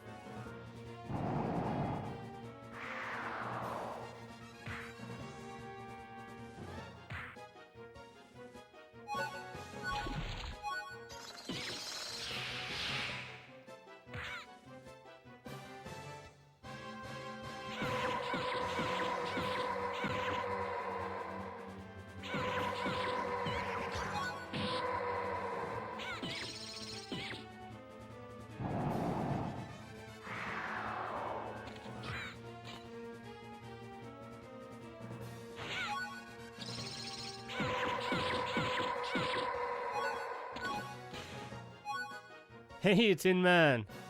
Gradriel versus Monster, yeah, and Zombie, hello, welcome in. Sorry I didn't see you there. Kind of focused on this fight. Yes, I beat that big dungeon I went to last time, but I haven't saved, because the game has let me save. It just made me cutscene straight into this fight. So I can lose like an hour and a half of progress if I die. Oh, for fuck's sake.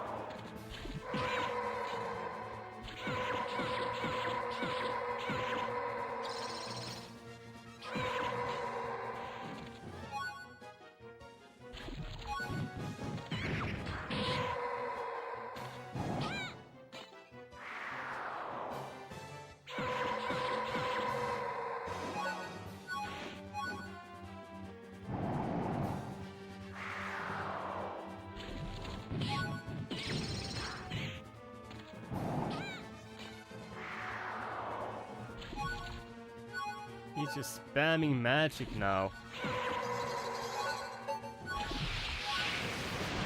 Jesus! Take a break, fella!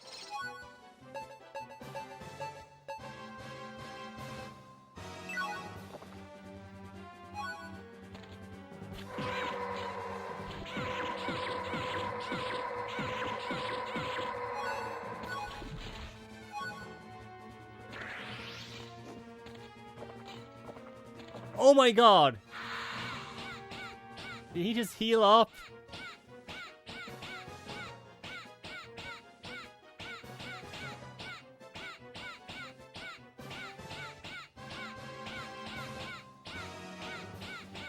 Okay, I have infinite stamina, so I'm just gonna knock him a little bit here.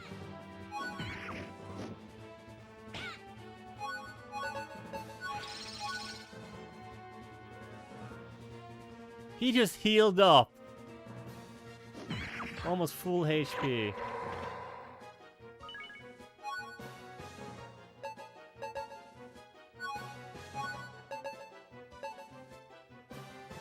Don't need jump up.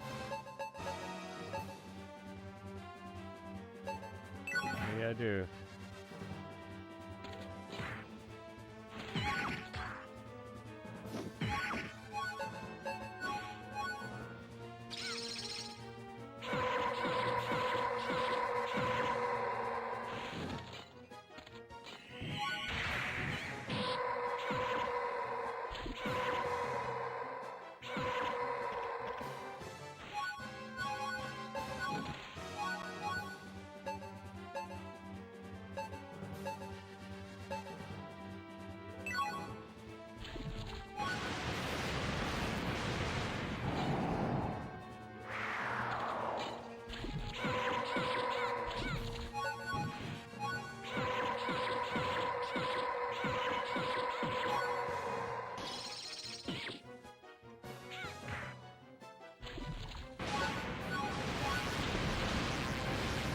How can I avoid the thunder damage? Holy shit.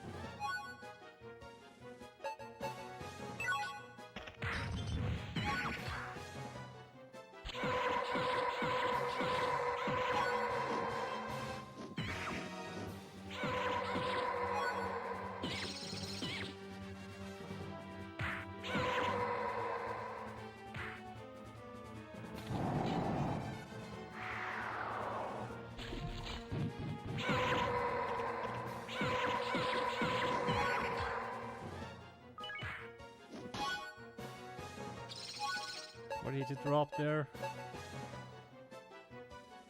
Restore full HP and infinite power for 30 seconds. Okay, that's actually a pretty goated item.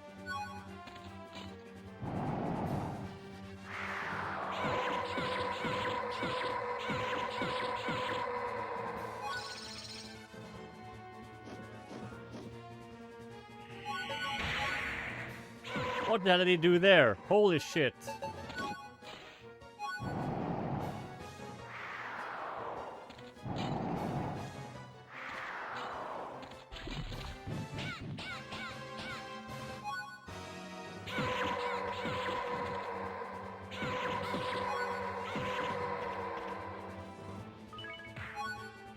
And what did he drop?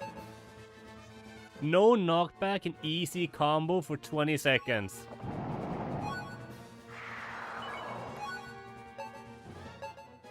Speed up. Okay, okay, here we go. Wait, I can't equip him? Okay.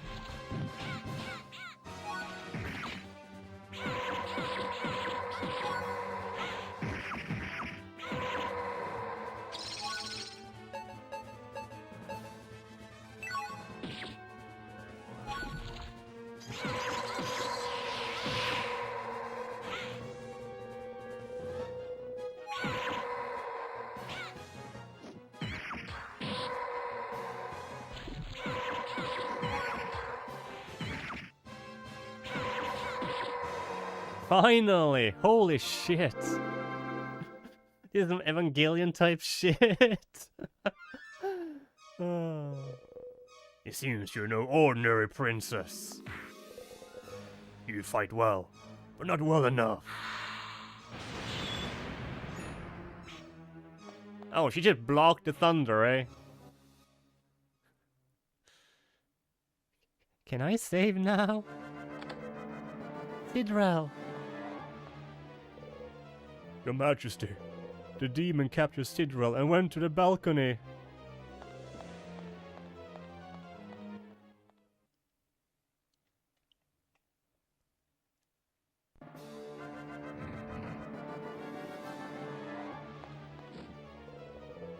Ha ha ha, this one is coming with me. Sidrel. Our king will finally return to us. Your Highness, is Sidrel alright? Golgotha! Oh! Oh, he's He-Man now.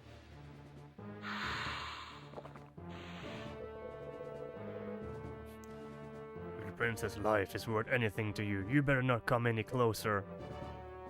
I am the Queen of Valendria.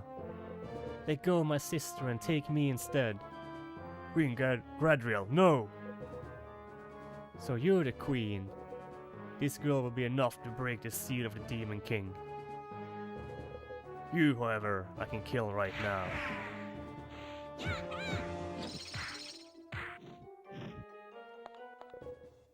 Sidrel. He got away. Sir, you're terribly wounded. By the power of Grayskull, yeah! That was literally that pose. Even after all my sins, I may die with the Queen at my side. Elfarand, Your Majesty, please forgive me. Forgive me. Golgotha!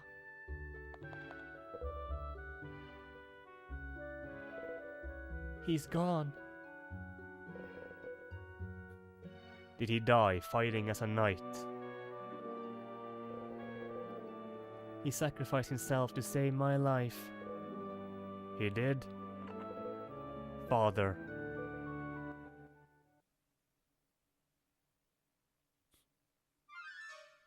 Yeah, Galadriel. Yeah, it's throwing me off too. Yes, Gradriel. Are you awake, princess? Where is this? Allow me to apologize for a rough journey you've had. This is Bind Fear. otherwise known to you human as the Demon Realm. The Demon Realm? Alright, he kinda looks like a Demon King, yeah. I brought you here to help me get rid of these chains. Oh no. My name is Volgrod. I am the king of Bindfair and the lord of this tower. These loathsome chains are bound tightly around my heart. However, it seems my pain will soon come to an end. Come, princess, if you value your life, and rid me of these chains. I won't do it. I'll never revive the Demon King. If I break that seal, you'll destroy the entire world. You're going to refuse me? Even if it means the end of my life, I'll never put other people in harm's way. Very well. As soon as we find the Book of Larva, we'll be able to control you. Until that time comes, you and I will wait here. So, wanna play some Uno? Like, they're just gonna sit there awkwardly staring at each other. You mean Ariel had actually been transformed into that witch? I see. Oh, I'm gonna snooze these ads right now. Their plan, yeah, they just, you know, cause all that trouble. It's just like, hey, you know, it'd be real nice if you could just get these chains off me, princess. You know, like old times. Hey, hey. Oh.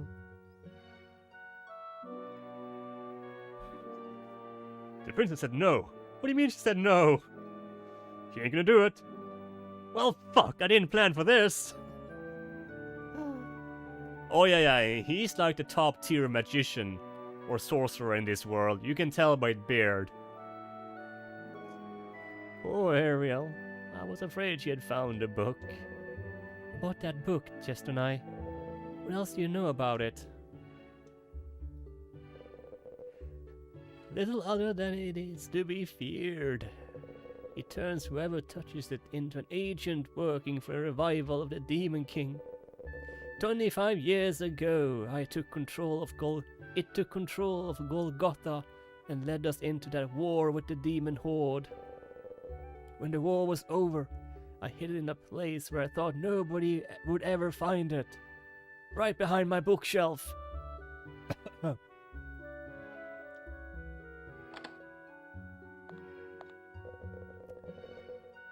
The monsters that attacked the castle and the town left when the demons did. Good, thank you, Sir Quine. Edward arrived immediately to help during the fighting. I heard he's about to leave the castle now, though. He is Golgotha's son, isn't he? This must all be so hard for him to take. He probably hasn't left the castle just yet. I'll go look for him then. Okay, now, but first of all, I'm gonna look for a save point. But yeah, the thicker the beard, the wiser. Let's see. Is it in here? Maybe? Yes! Oh.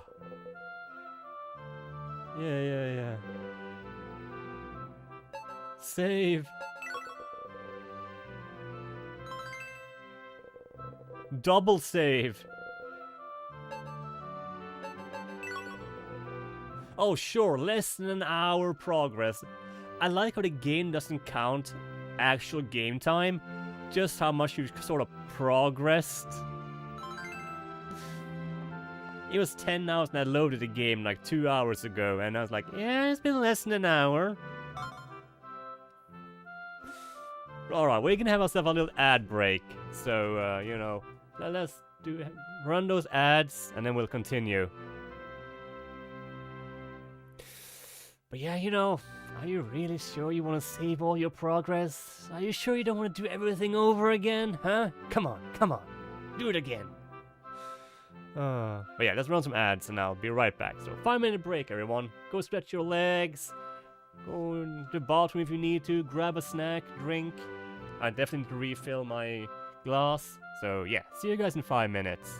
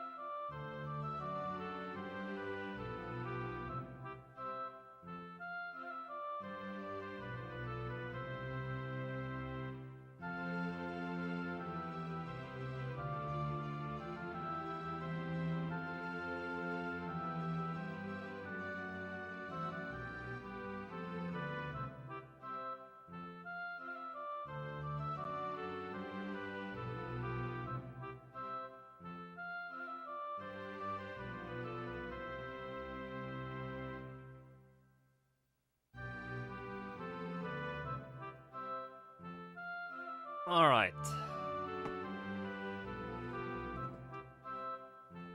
Let's continue.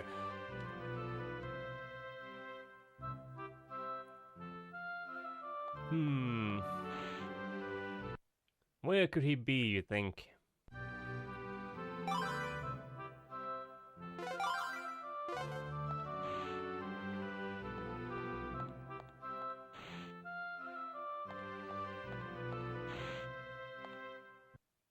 He's probably down by the entrance, I guess.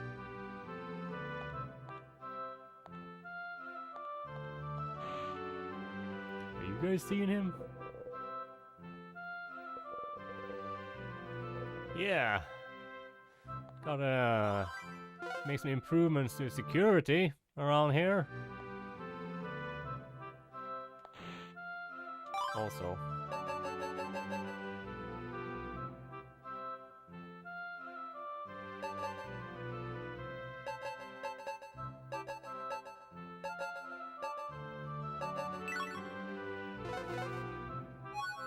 Swap boots. Oh, they are cursed.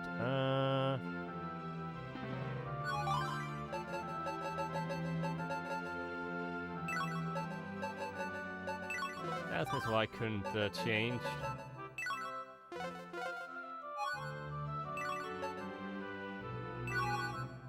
There we go. And then I don't really want jump boots, so I can leave that for the goblins. Jesus, okay. Goblins, take the boots.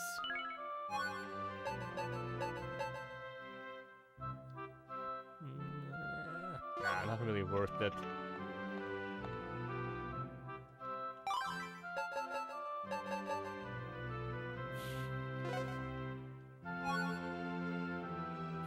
Servants, clean my castle. I have fish bones.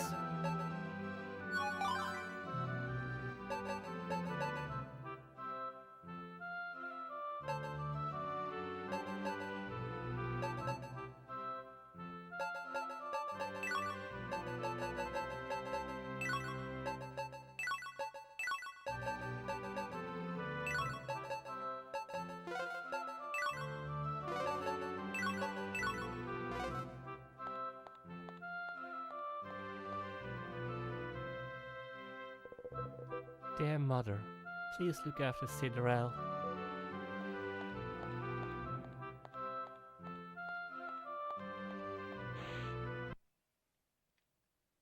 I wonder where Leon and... was it Adriel, or my other sister, was named? I can't remember these weird fantasy names.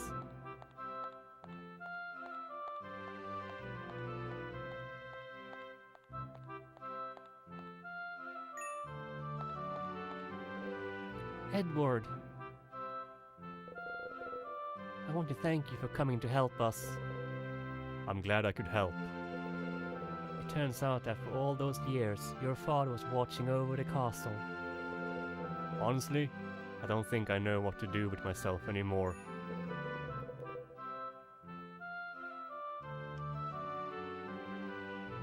Was my mother right? Was Golgotha an honorable knight all along?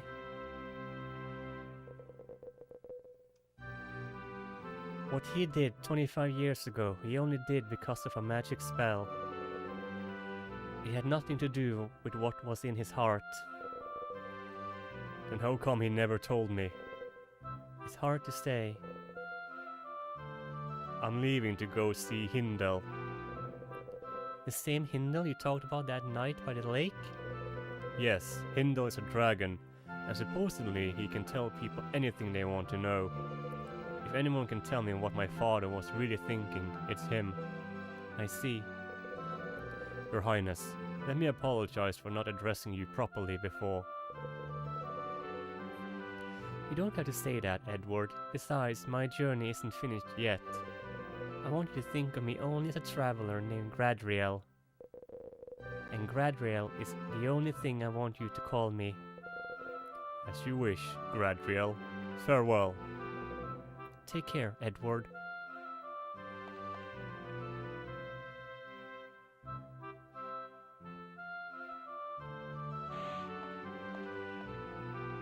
I guess I'll go talk to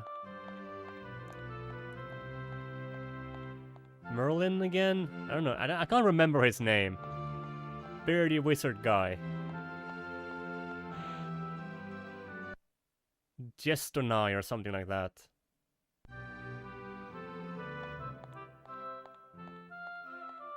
You think it is like a requirement if you're a wizard to have like some really fancy name? Would there be like a grand, like, high wizard named John, for example? And here comes the legendary wizard himself, Greg. Jester Knight, okay, Jester Knight. I just gotta think of Jester. Jester Knight. What is it, your highness? I'm going back to that tower in the forest. You're going to go where? I think the demon who kidnapped Sidrel went back to the demon realm through that tower. Your highness, I beg of you, don't go. Leave these dangerous tasks to the card knights. The demon king may revive and attack us any time. We need the card knights here, watching over the town and the castle. It would appear that there is no changing your mind. I need to see if it's possible to get to the demon realm through that tower. Just tonight, I'll be leaving you in charge again. I'm counting on you. Very well, my queen. I shall do as you command. Alright, back to the tower. So I guess that means we had to go through the entire tower dungeon again. Lovely.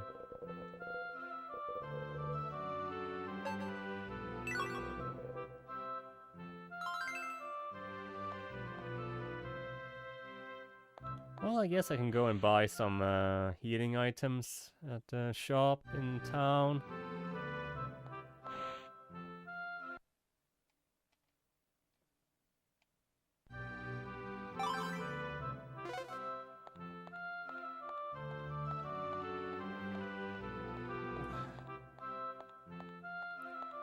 My neck has been kind of stiff. I guess I slept wrong.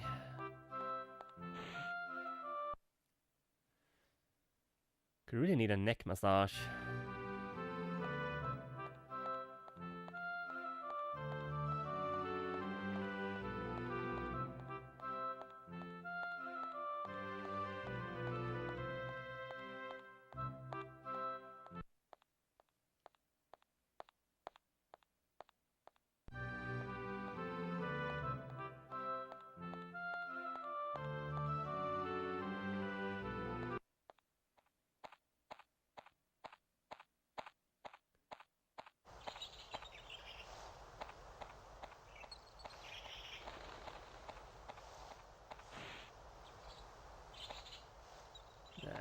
Those aren't worth grabbing. Level 2 Jelly, and he's gonna wreck me, isn't he?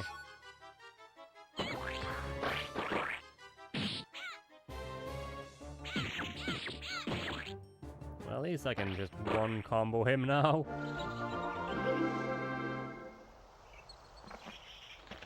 It's kind of funny because the enemies they level up, but they still have sort of the same moveset. So they're just as annoying to deal with. Oh,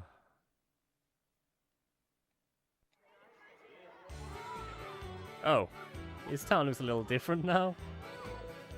How dreadful.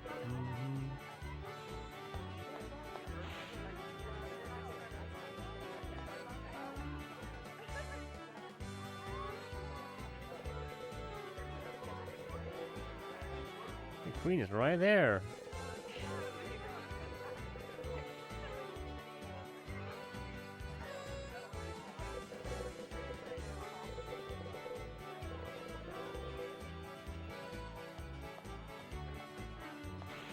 Yeah, meanwhile, I'm just super happy. Everything is fine.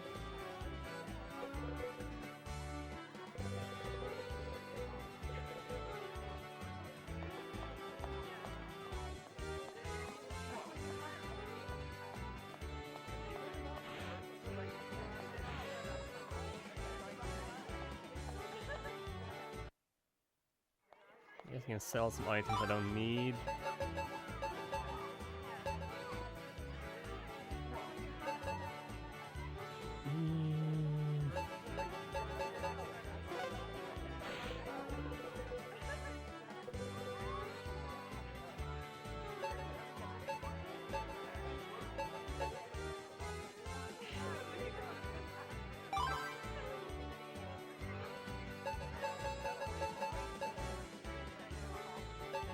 I guess I'll sell the goblin juice.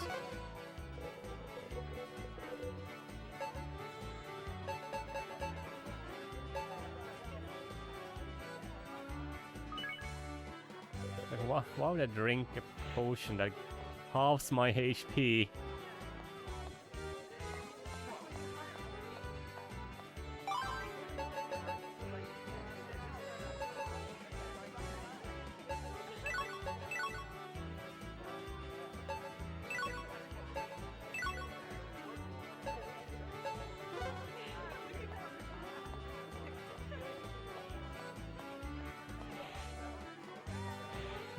Did I walk past the pub? I did. Yeah, here it is.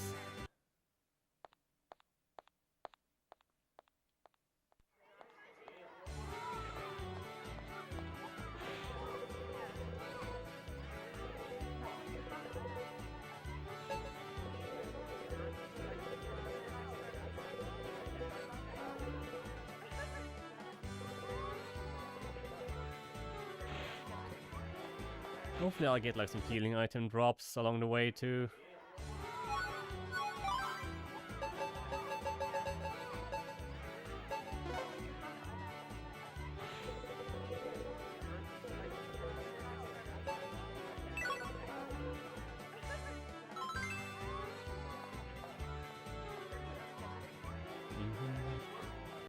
Alright, so that wasn't the final dungeon. I guess we still have a fair bit left.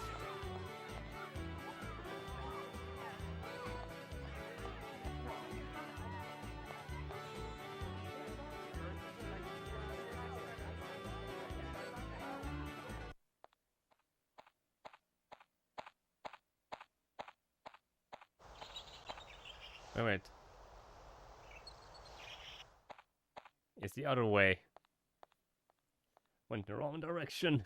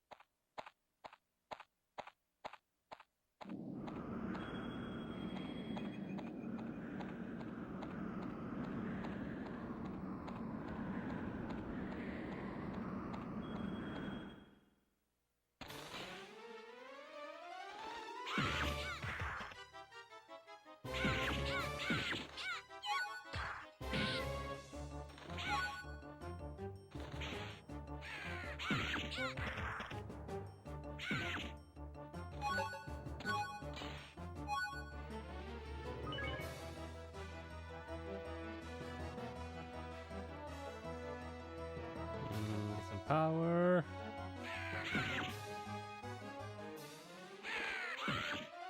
Oh, egg.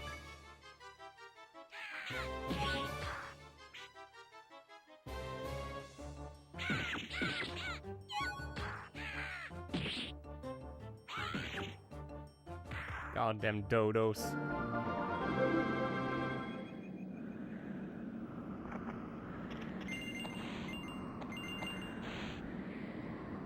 The corn is actually an OP item, so I'm gonna cook the corn.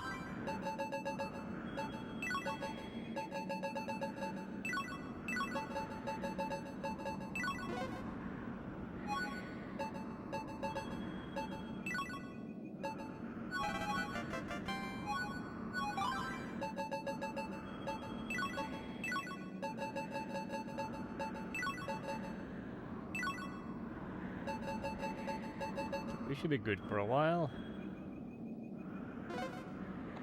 Hopefully.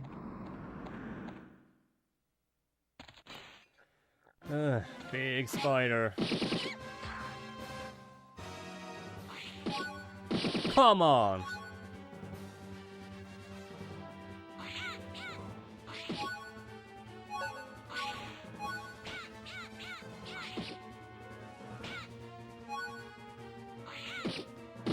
Jesus! Come on.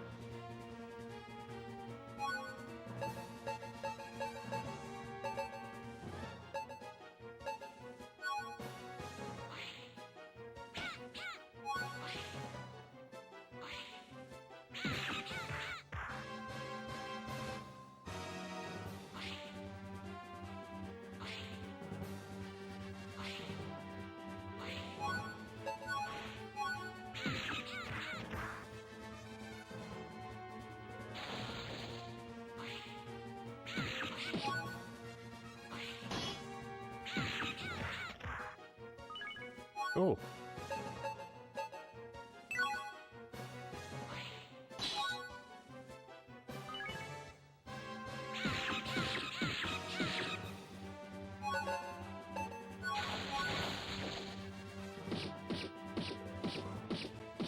Jesus Christ.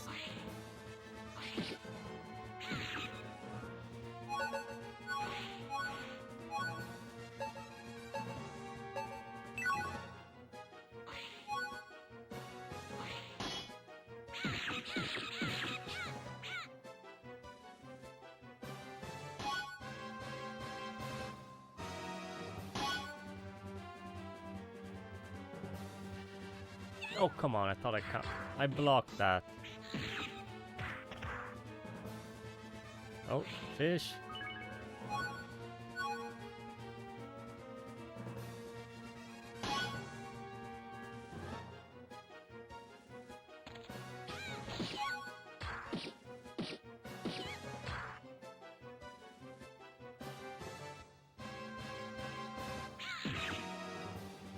What an annoying enemy.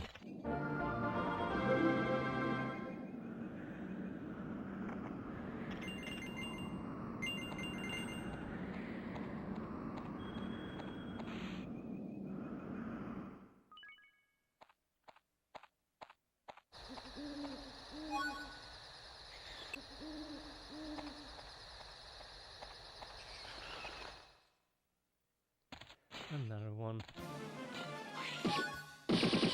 Yeah, of course he does the same shit. Jesus Christ.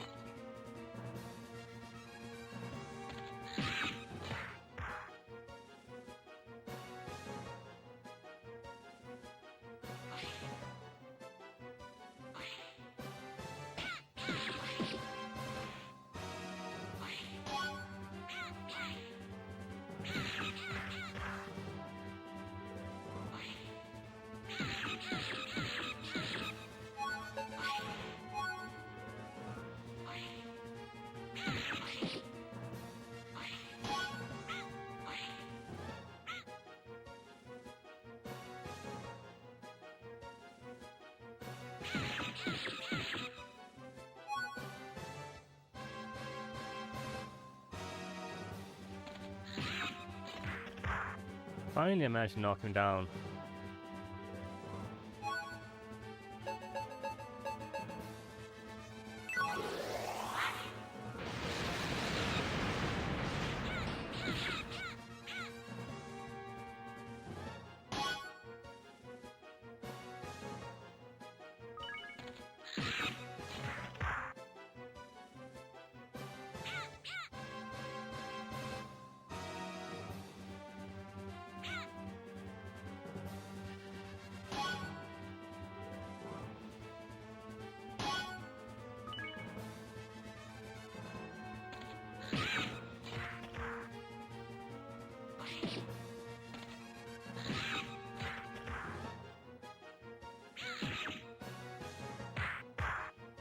There we go.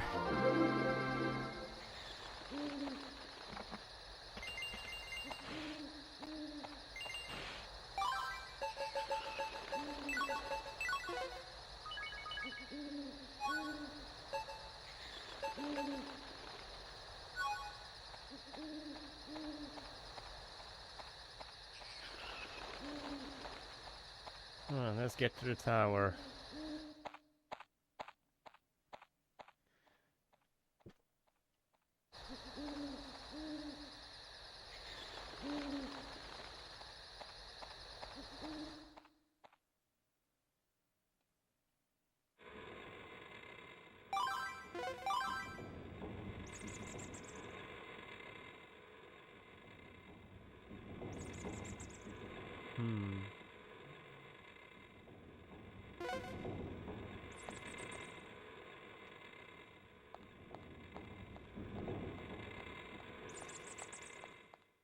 Making our way through here again.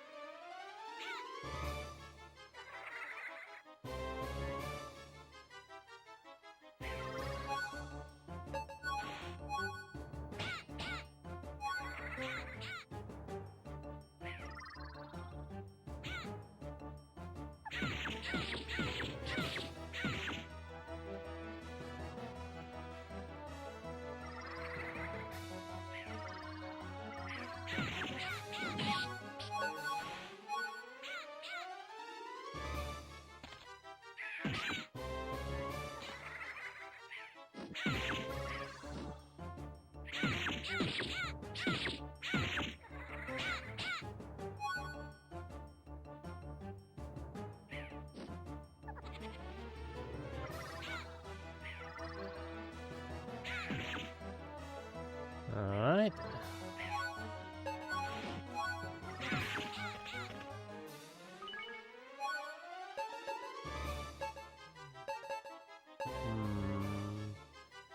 That's pretty useless.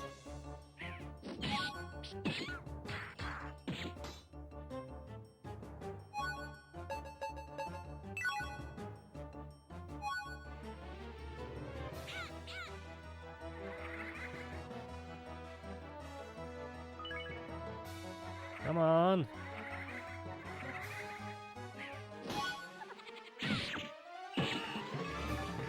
Oh my god.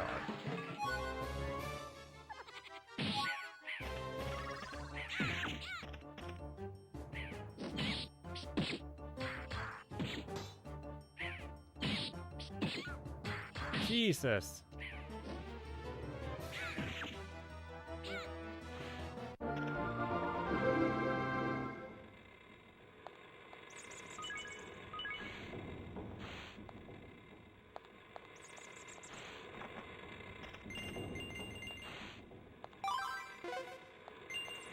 I already have a frying pan, but I guess I can change it out.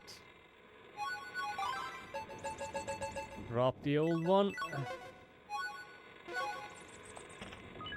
Get the new one.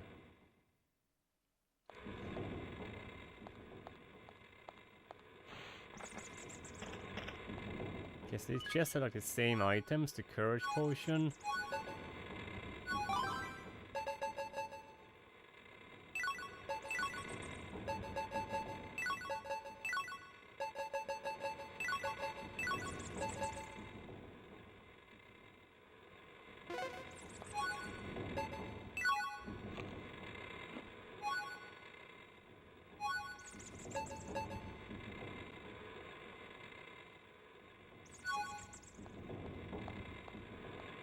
Don't really heal that much.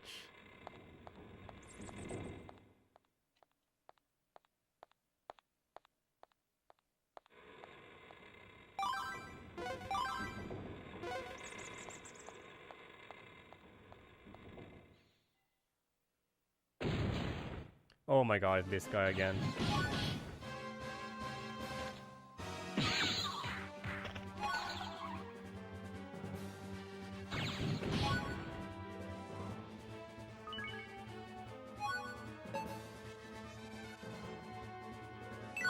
Sure.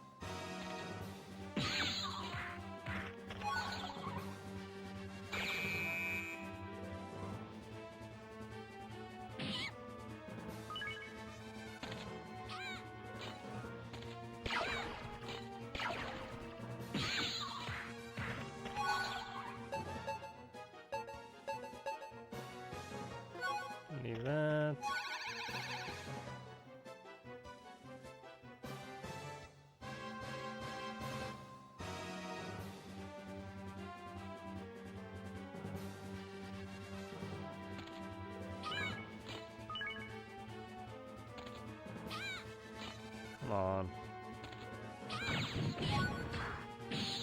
Big boxes.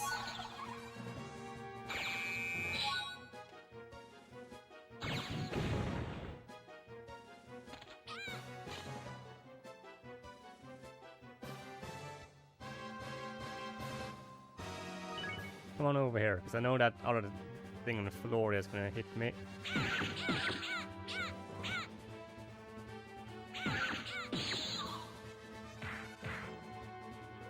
It's a weird enemy, really. Alright, level up. Shit, we haven't saved.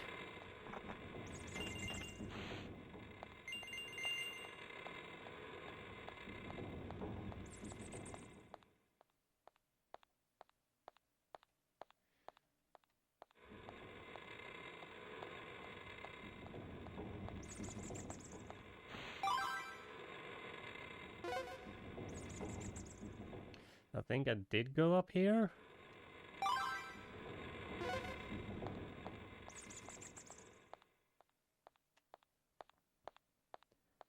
And then it was down a level.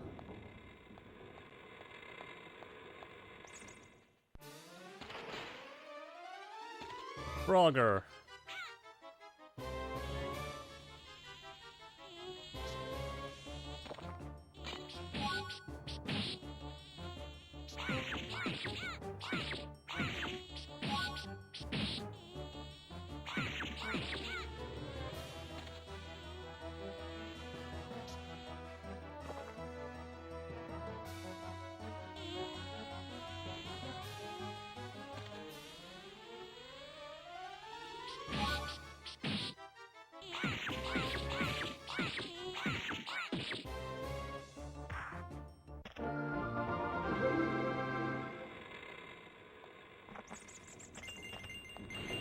Another frying pan. Don't really need that. I need some spices so I can grill my fish. That's what I need.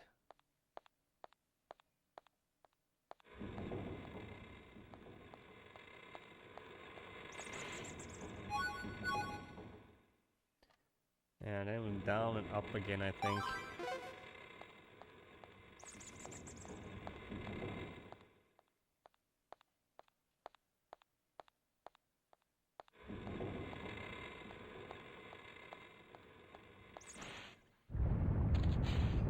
Or first a monster. Why not? Level 23, okay.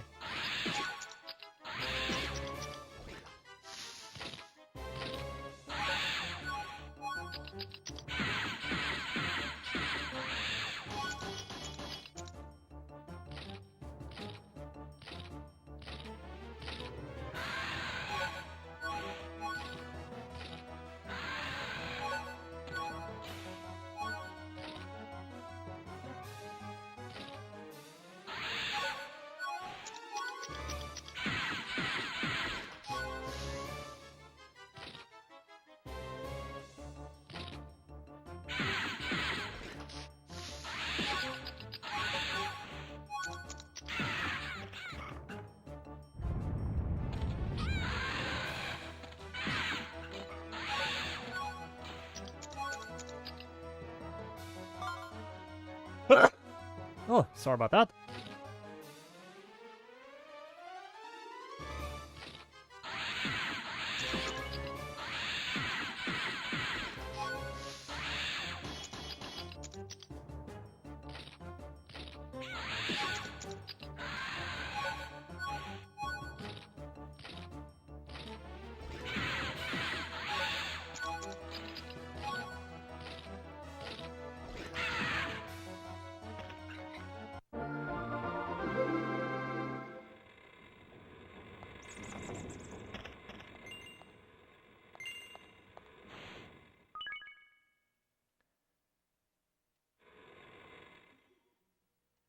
Straight into a monster. Oh, this guy, shit.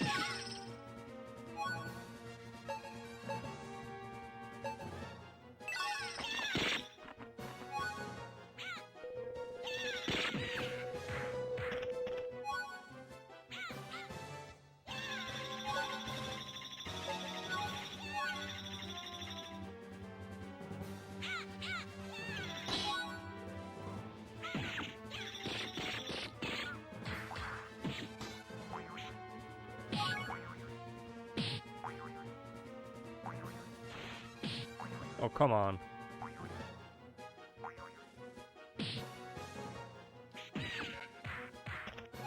Seriously?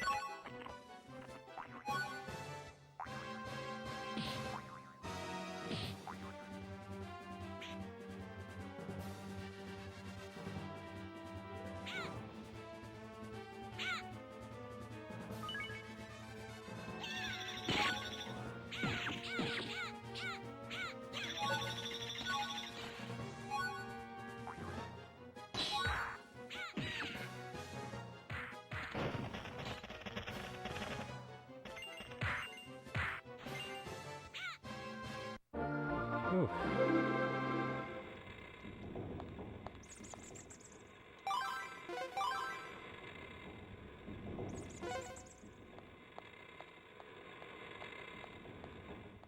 Think it's this way? I hope so.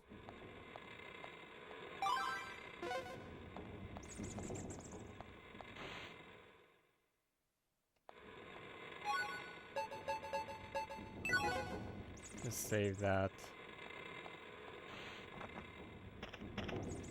Ah, yeah, I have that.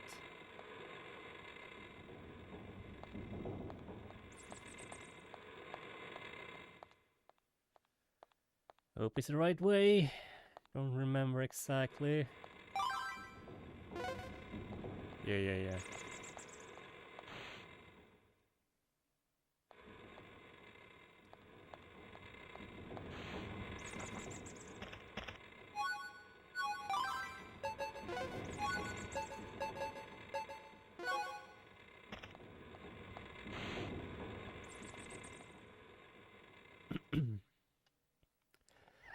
Straight into a monster, eh? Sure, why not? Oh. That wasn't a good location.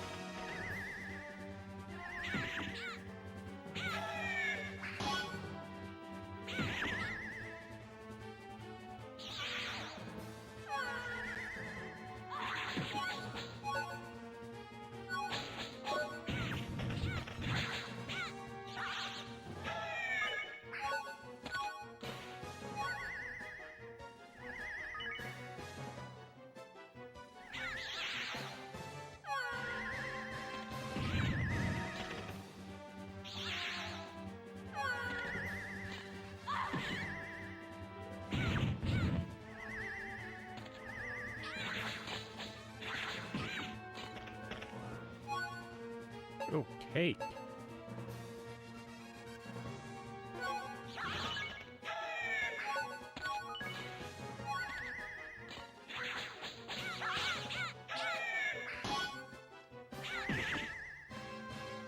There we go. The way they die.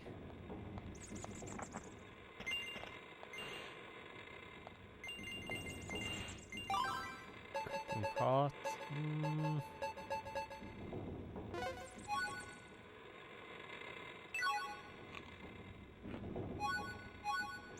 Just eat one of these.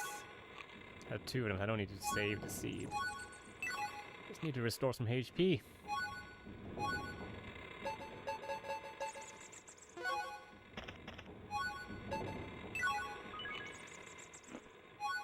Okay, there we go. Should be good.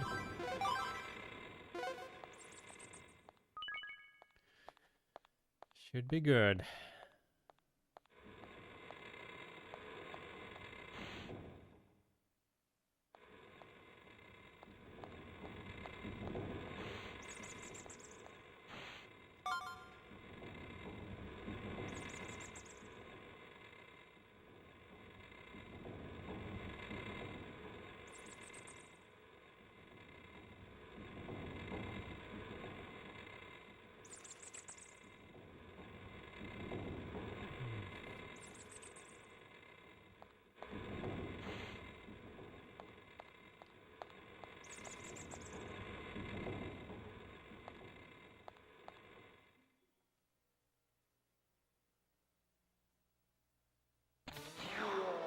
Jesus, what's with this big enemy, huh?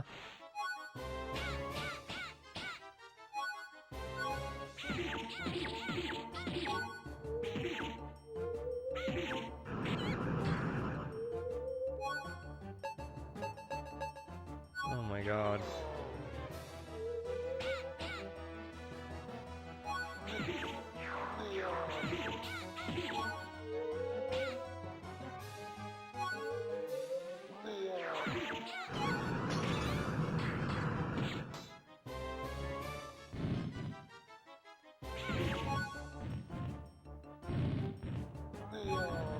Jesus, the damage.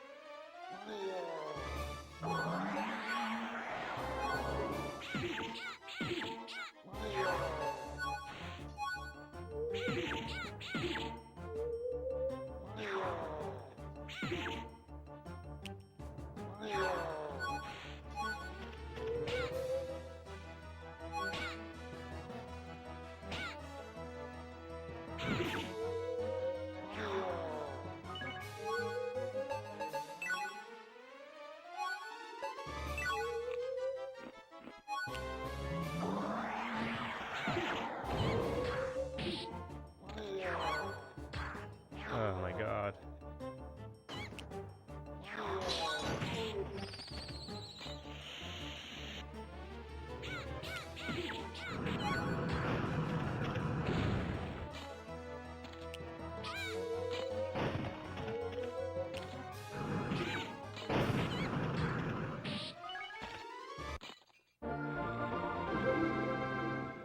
Holy shit.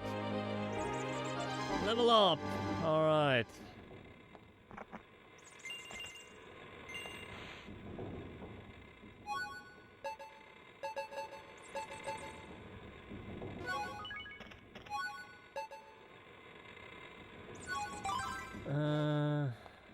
Guess we can check the room.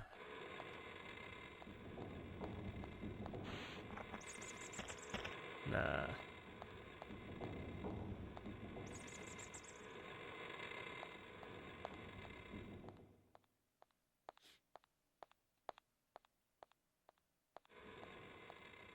Must admit, I'm getting kind of hungry. Maybe I should take a little food break. So yeah, let's go to the other side and see what's up over there. There must be something this way, because I didn't explore this area last time.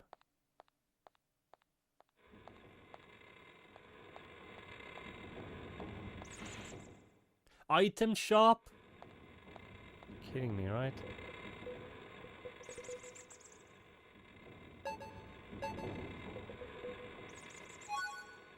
What stone? Hold on.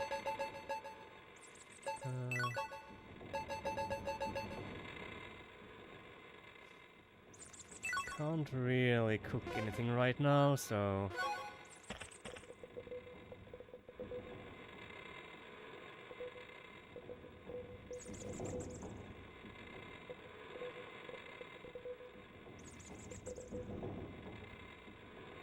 Oh, it is a magic stone, right? Yeah.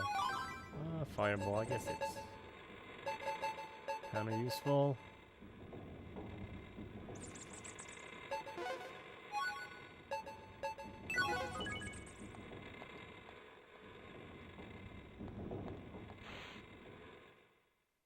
Maybe there's a save point also over here. That would be lovely. Don't need that. Oh, I'm gonna be so mad with myself if I actually skip the save room. All that stress for nothing. Another item shop. Okay.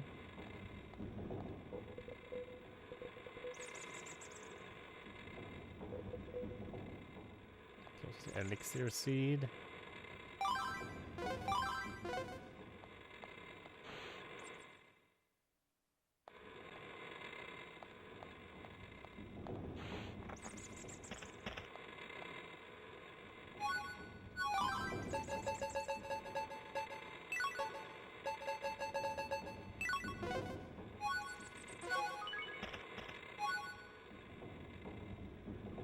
Oh. Undead enemies only. Alright. Nope.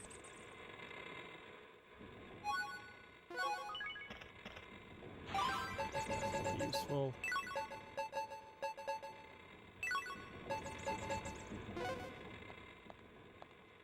Alright.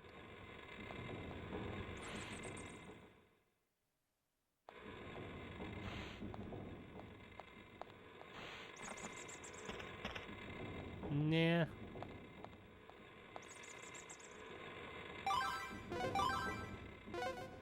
If you go down a floor, what's down here?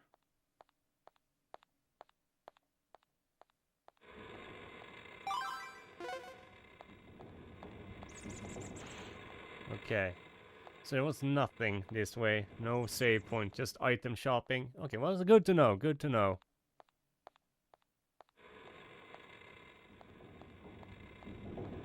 This is no enemies. I spoke too soon! Jesus, the timing.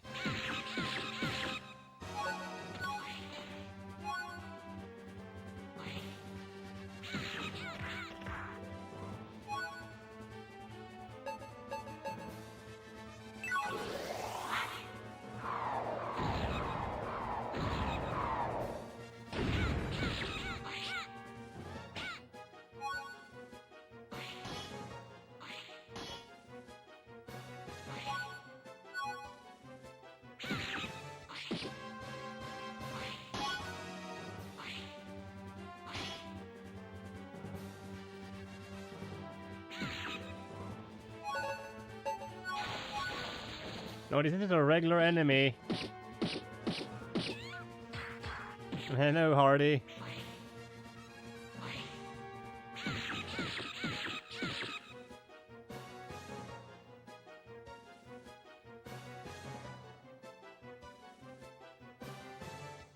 You okay? Yeah. Just a little stressed because there's no save point in this dungeon. I look tired. I'm not particularly tired, but I'm getting kind of hungry, so I was thinking of having a food break. I just want to get to a save point.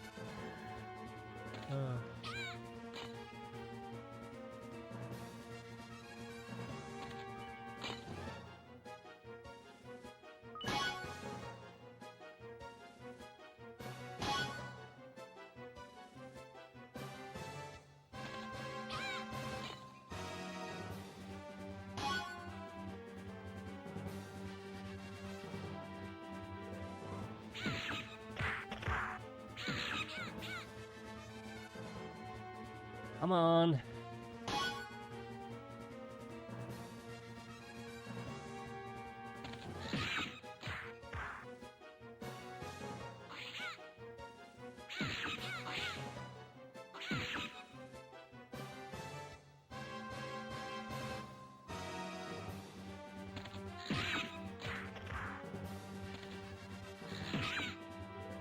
There we go. Yeah, I got some Japanese curry I made yesterday. So I have some food I can just heat up in the microwave.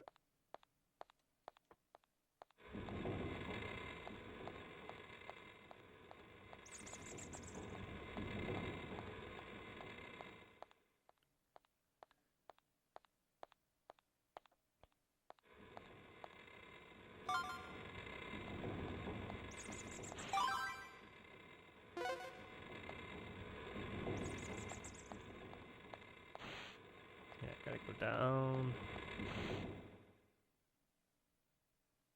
Otherwise, it's been alright. Been a chill night. Been making some good progress in this game, which is why I kind of want to save, because don't want to lose my progress. It's like an hour or so if I had to redo things.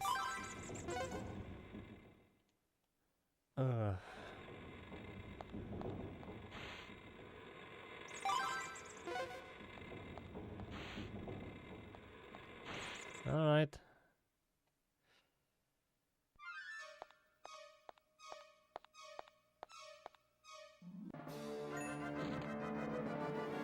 A demon. Ha ha ha, like flies to a web. You must be the one who guards the entrance. Precisely. Want to get by? Then come at me if you dare.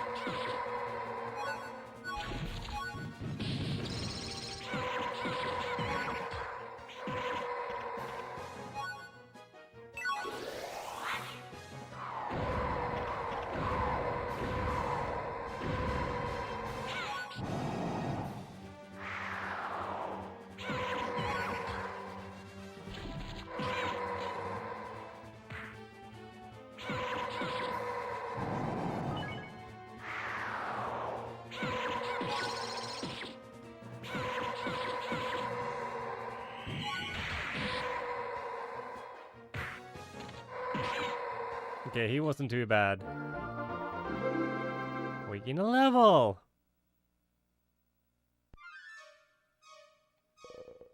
Skull was supposed to have taken care of you. Human scum, you'll never get through.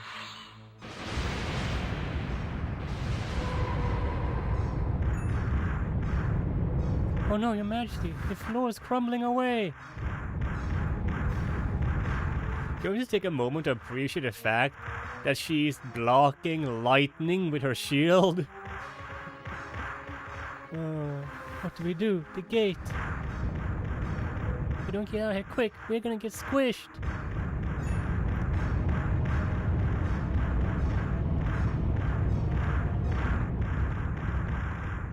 No. Alright then. Well, now what? The gate to the demon realm is closed off. Let me go back to the castle for now, Your Majesty.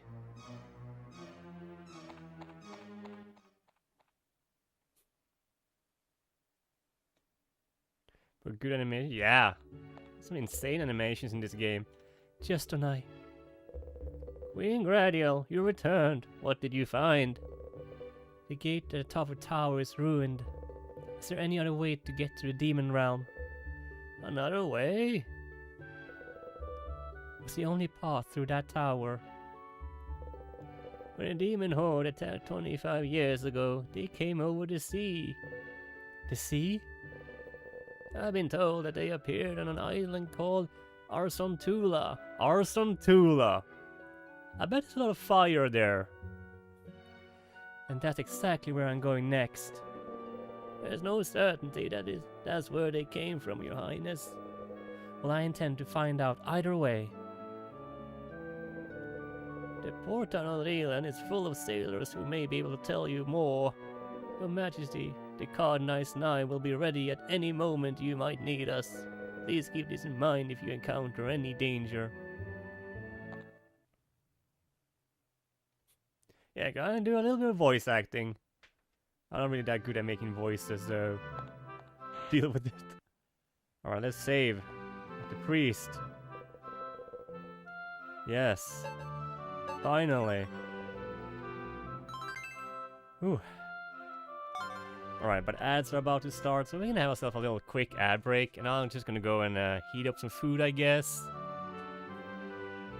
So yeah, you guys, you know, go grab some snack, drink, go to the bathroom, and I'll see you guys in 5 minutes.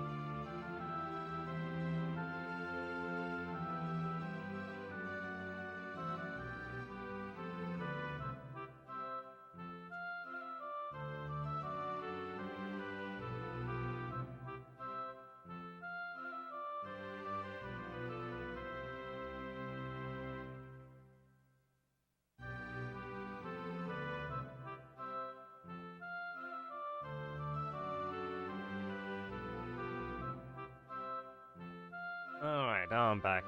Heated up some food. My Japanese curry.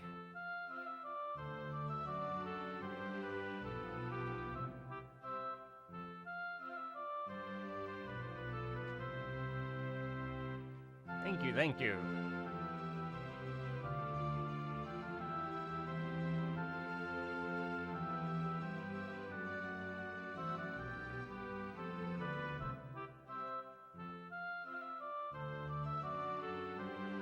Let's see.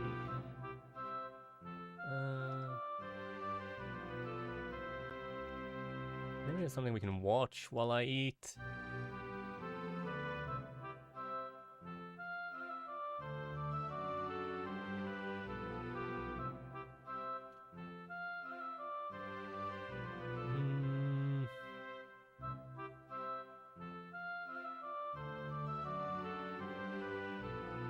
Yeah, sure. Well, let's watch some Did You Know Gaming. So let's see.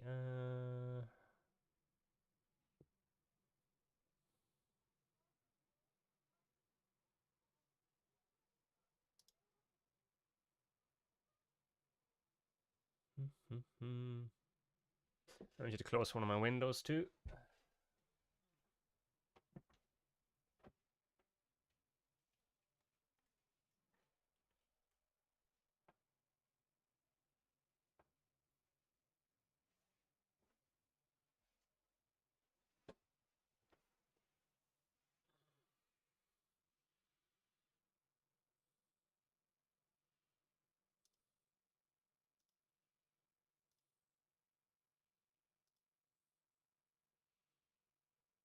Oh, hold on.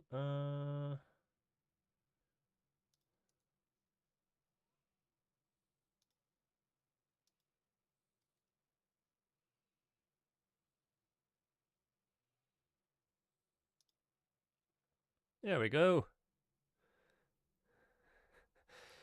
Did you know gaming is on? Yeah. All right.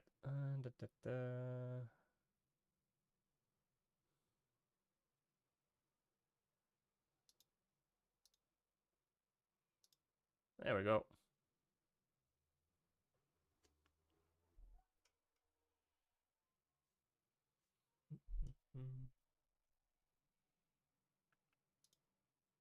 With the GameCube's library slowly being made playable on the Switch too, we thought now would be a good time to revisit some of the system's most iconic games. From Wind Waker to Metroid Prime, Kirby Air Ride, Animal Crossing, F-Zero GX, and more.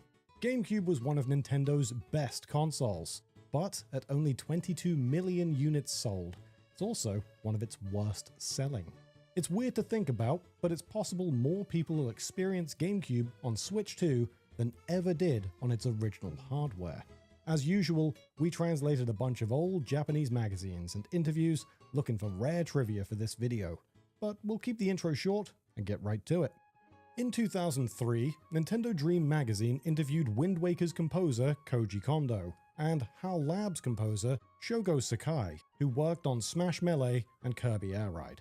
Sakai interrupts the interview at one point to ask Kondo Why did you make Link hold the Wind Waker baton in his left hand?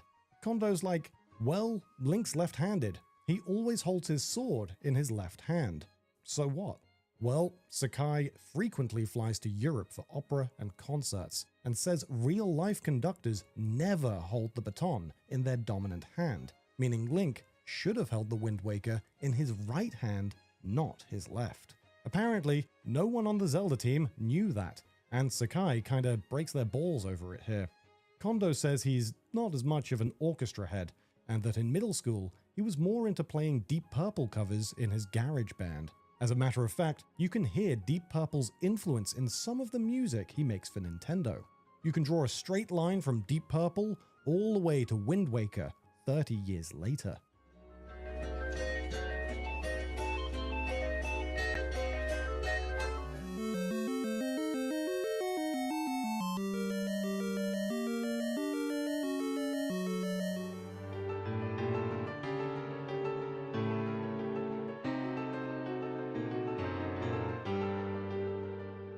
Kondo was about to list more bands after Deep Purple, but Sakai cut him off mid-sentence, which is unfortunate because we would have liked to hear more influences. But yeah, maybe Kondo not being so much into orchestra led to Link holding the baton in the wrong hand, but the music itself more than made up for it. Elsewhere in that same magazine, Sakurai talks about how hard it was to make Kirby Air Ride. It started out as an N64 game revealed at Space World 95, 8 years before its release. It took several different forms till eventually it got cancelled, then rebooted as an entirely different project on GameCube, which Sakurai says isn't the same game at all, except the title and the fact Kirby rides a star. Even after starting over though, the next year yielded few results, and the game continued to flounder in development hell. Eventually, he was able to finish it in 2003 with a soundtrack that had taken even more work than his previous game. Smash Melee took 3 composers 8 months, while Air Ride took just as long with 4 composers. Sakurai was so proud, he made the unusual decision to release part of the soundtrack before the game, as a free CD packaged with this very magazine. The music really is fantastic, and if you're someone who makes your own playlists of Nintendo music, Air Ride is definitely worth pillaging.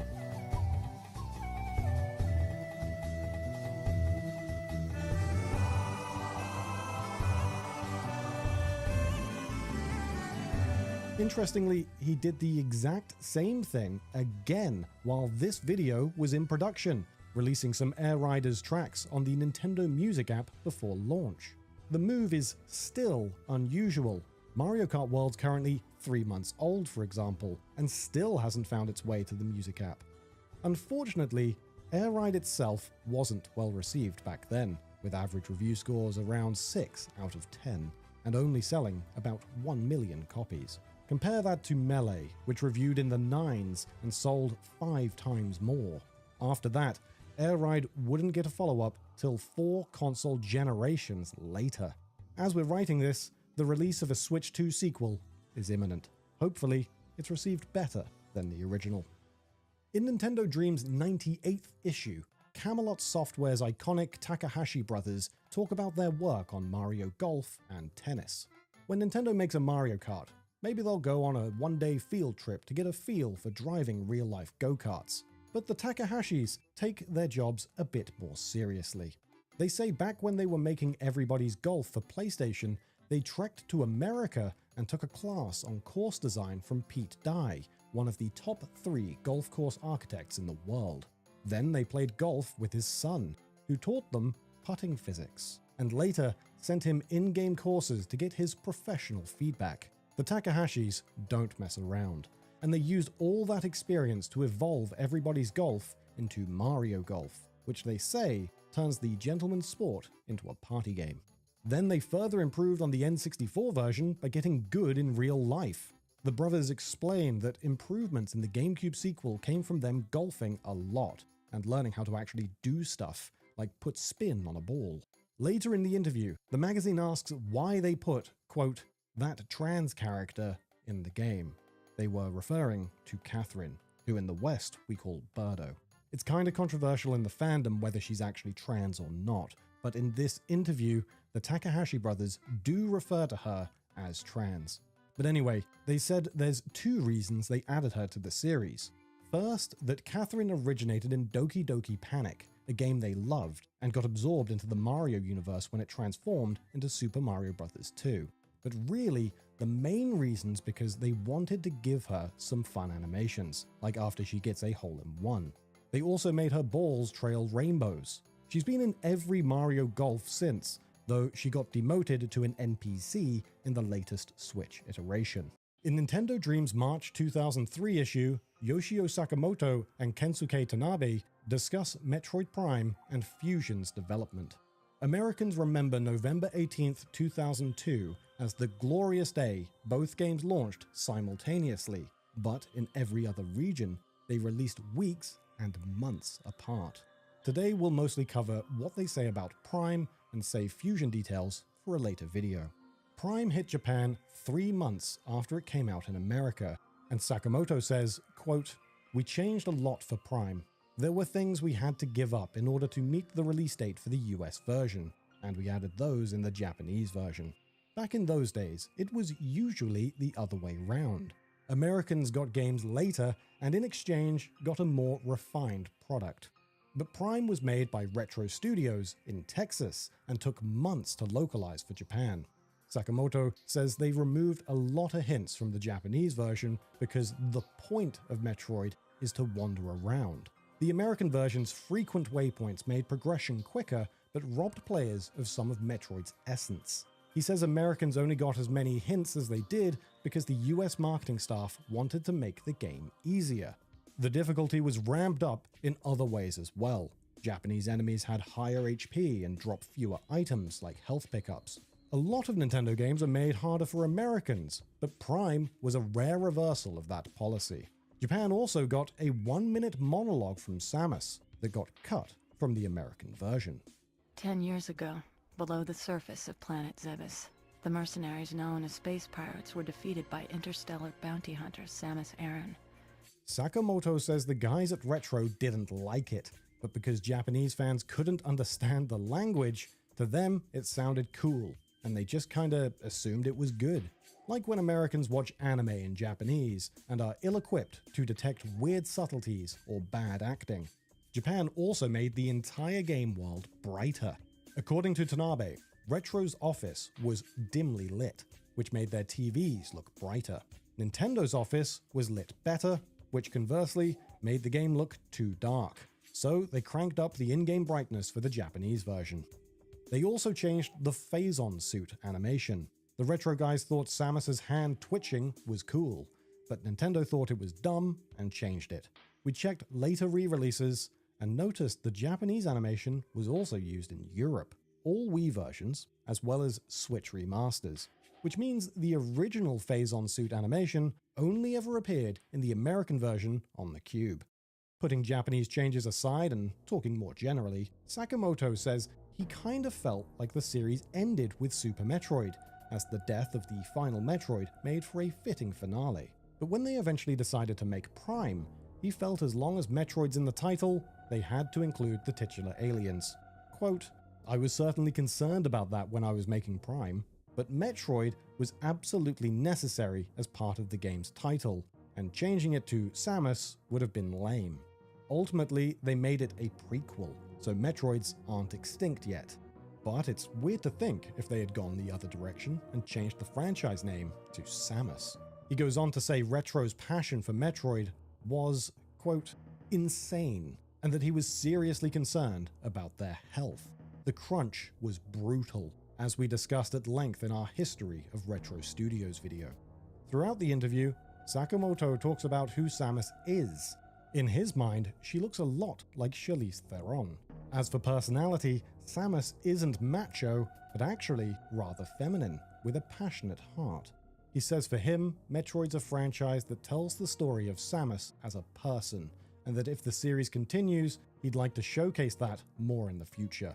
That desire would ultimately lead to Other M, a game most fans didn't like, in part because they'd always thought of their silent protagonist as more stoic and badass. And finally seeing her as Sakamoto saw her kinda gave him the ick. In an interview on Shigesato Itoi's website, Miyamoto says Pikmin was mind-bendingly tricky to make because it did things no game had ever done before, and Nintendo's programmers didn't think were possible. Like dozens of characters working together to carry one large object, for example.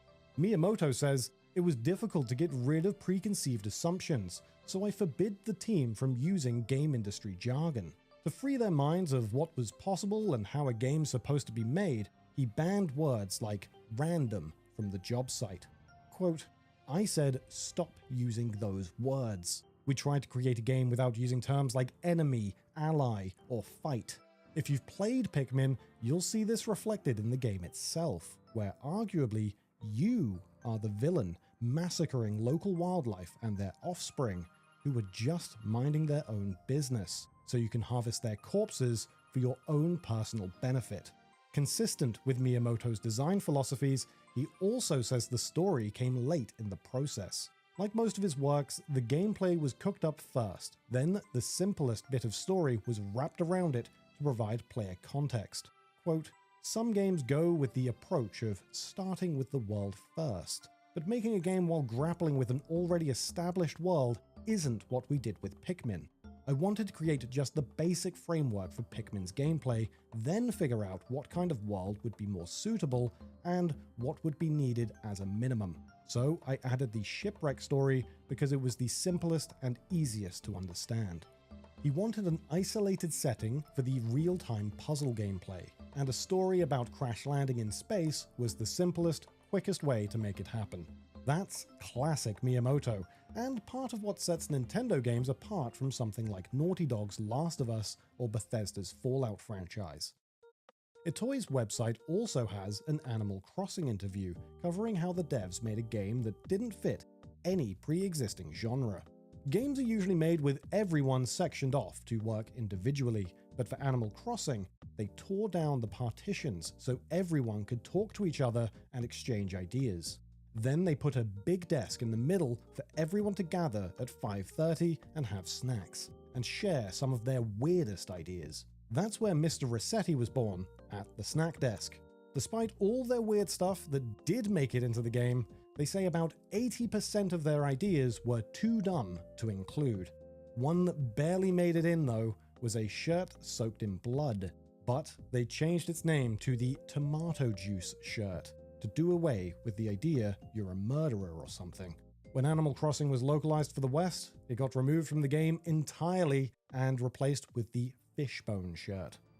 In a 2003 issue of Nintendo Dream magazine, Hideo Kojima talks behind the scenes for Metal Gear Solid Twin Snakes. Nintendo was desperate to sign third parties at the time, and Miyamoto personally went to Kojima and asked him to make a GameCube Metal Gear. Kojima considers Miyamoto his master, so he obliged and decided to remake the PS1 original. But he gave the job of directing cutscenes to film director Ryuhei Kitamura. Kojima liked Kitamura's movies, and Kitamura liked Kojima's games, so it was a natural alliance. In this interview, Kojima says motion capture took 2 months, which is how long filming a lot of actual movies takes, and that Twin Snakes was the first video game to ever use an air ram. That's the thing that makes actors fly in the air when they get blown up. I'm sure you've seen it in action movies. Apparently air rams were too dangerous and expensive to use in Japanese films at the time, but Kojima and Kitamura were thrilled to get their hands on one. Kitamura ended up casting Kojima as an extra in his movie Azumi, as one in a group of mercenaries. Although, honestly, we watched the scene he's meant to be in 10 times, frame by frame, and we can't spot him anywhere. Maybe he got cut out in editing, or maybe we're just blind. Let us know in the comments if you can spot him. And the last magazine we'll touch on features Toshihiro Nagoshi, the director of Super Monkey Ball and F-Zero GX. He was also head of Sega's studio Amusement Vision. After Dreamcast died in 2001, Sega dropped out of the console wars and developed GameCube's only third-party launch title, Super Monkey Ball. It's actually an expanded port of an arcade game Nagoshi made the year before, simply called Monkey Ball. After launch, Sega's customer surveys revealed 60% of the people who bought Super Monkey Ball were elementary schoolers and 20% were girls. Nagoshi said it came as a huge surprise, since girls almost never make up such a large share of a game's customer base. Super Monkey Ball also established a direct relationship between Nagoshi and Nintendo. Sega had long had a strong presence in arcades, but at this point, Nintendo didn't have much to speak of. "We thought bringing GameCube games into the arcade market might be an option," says Nagoshi. "And I thought I might as well make a new game for it too." So Sega, Nintendo, and Namco combined forces to make the Triforce arcade system. Basically, an arcade board based on GameCube. Nagoshi pitched several ideas for Nintendo arcade games, and the one they agreed to was F-Zero, which would ultimately release on GameCube as F-Zero GX, and in arcades as F-Zero AX. Fans could use GameCube memory cards to exchange data and unlock new vehicles and racetracks in the GameCube version. GX got the highest review scores of any F-Zero ever released, and many consider AX Nintendo's best arcade game of all time. So what were Nagoshi's other pitches? He refuses to reveal details, except that none of them were Mario. But we can try and infer some possibilities. Glancing through Nintendo's portfolio of IP, Wave Race and 1080 snowboarding would have lent themselves well to arcades, but Nintendo had just released a new Wave Race and were then working on a new 1080. So a more likely candidate's probably Star Fox, and it's fascinating to think what Nagoshi could have done with the series. Unfortunately, in the GameCube era, Star Fox ended up fading into irrelevance instead. Namco announced Star Fox Assault a few years later, along with a Triforce arcade version. Star Fox AX, essentially. But the GameCube release got low reviews and sold poorly, and the arcade version never came out. On a side note, Nagoshi didn't pitch any Mario games, but Namco made Mario Kart Arcade GP for Triforce Arcade a few years later, which was fantastic and spawned a few sequels over the next decade. Gaming Press hoped they'd get ported to Wii U, but that never happened, leaving an entire subseries quarantined to arcades, most of which are in Japan. Who knows, maybe someday they'll find their way to Nintendo Switch Online.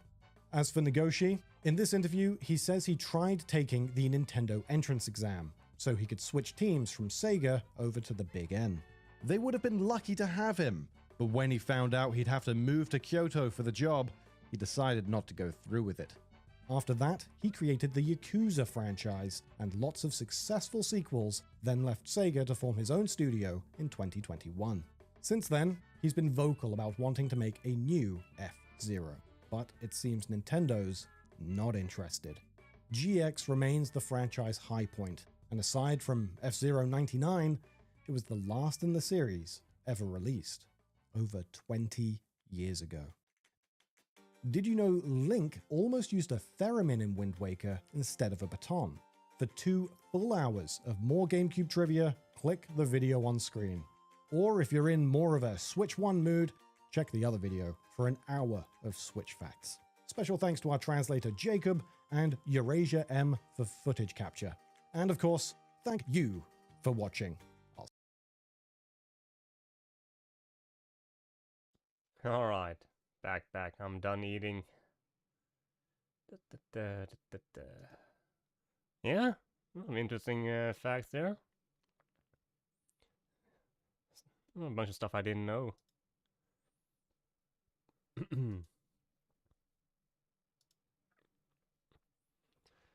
Alright, let's continue with some Princess Crown. Whew, yeah, it was good to have some food.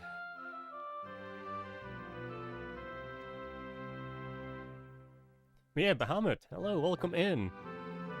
And you play the N64 version of Animal Crossing? That's awesome. I still have my GameCube copy of the game. Is there a lot of difference though between the GameCube and the N64 version? I haven't really looked into it.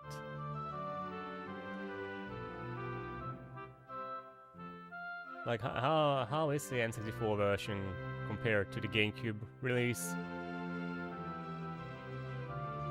And yeah, I'm just gonna go and refill my bottle or my cup again, and we'll continue gaming.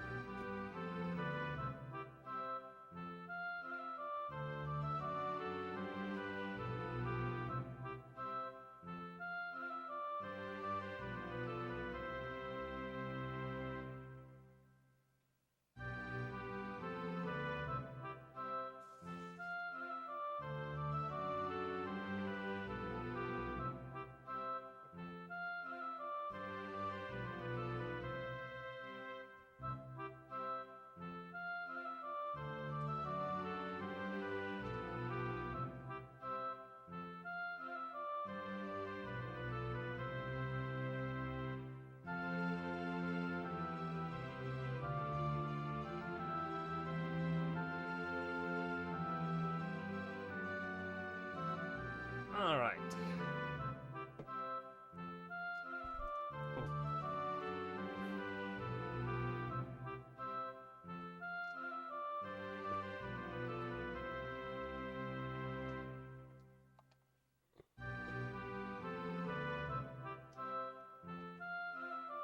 Not much, given you're using a flashcard to play it, not much difference. Alright, okay.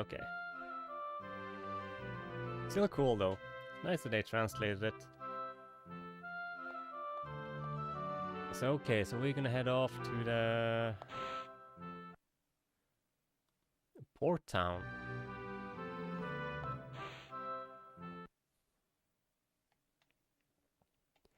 And set sail to that haunted island or whatever it was. Arson something? I'm even disappointed that island is not on fire.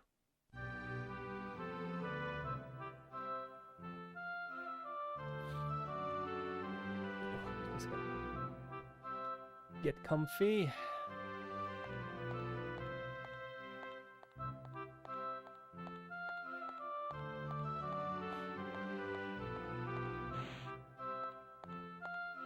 In the courtyard. I haven't really gone out there since the start of the game. I guess it's just like an empty area.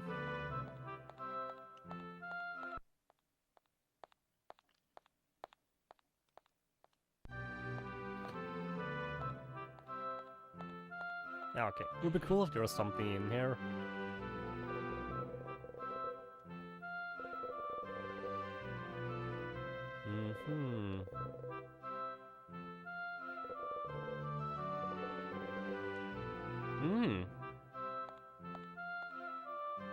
Oh, it's like a mini dungeon. Let's try that.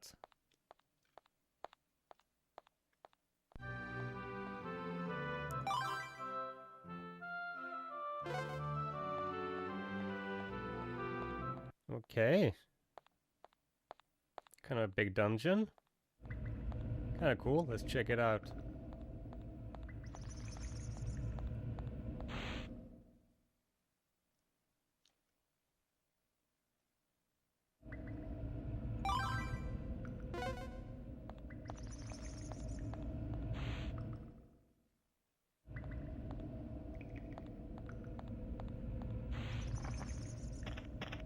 Nah, don't need that.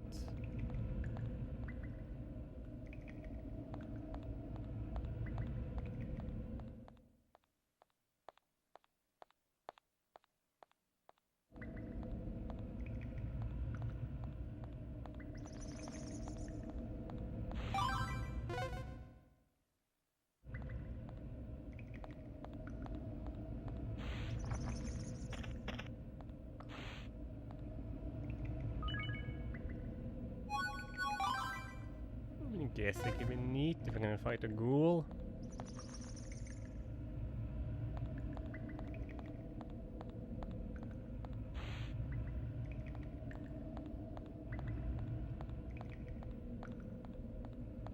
So is there like no enemies along the way? I guess maybe not, since it's like the castle dungeons. I guess they kinda would make sense that they kind of keep this area safe. It's only down at the bottom.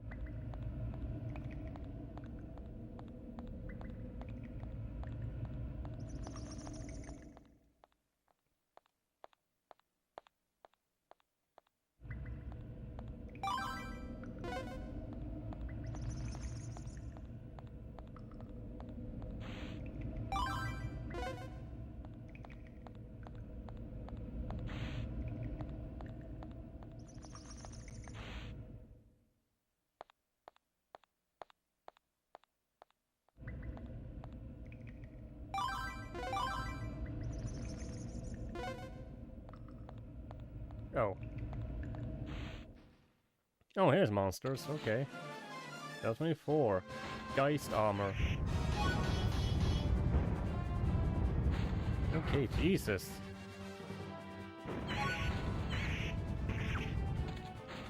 Holy aggressiveness.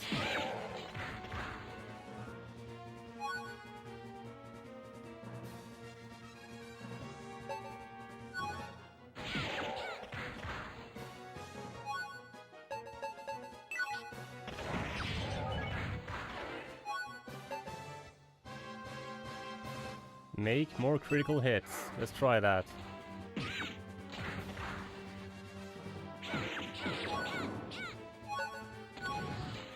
Oh my god. Undead dildos! Oh no! Oh no!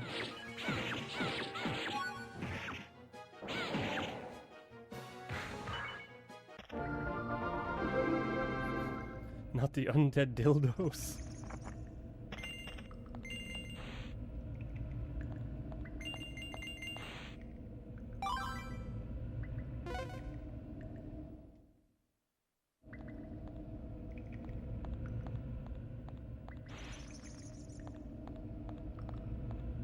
Yeah, at least they had like a little desk and cells. That's something at least.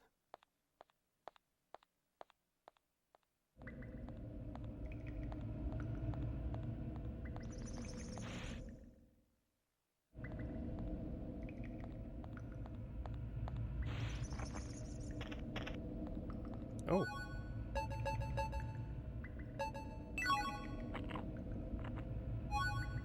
Some soup.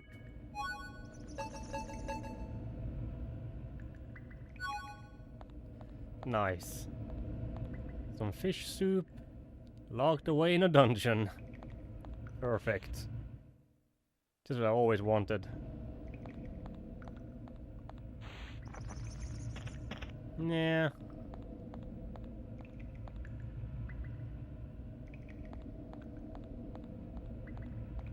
That was it. Okay, so we had to go up again and down that room there, I see.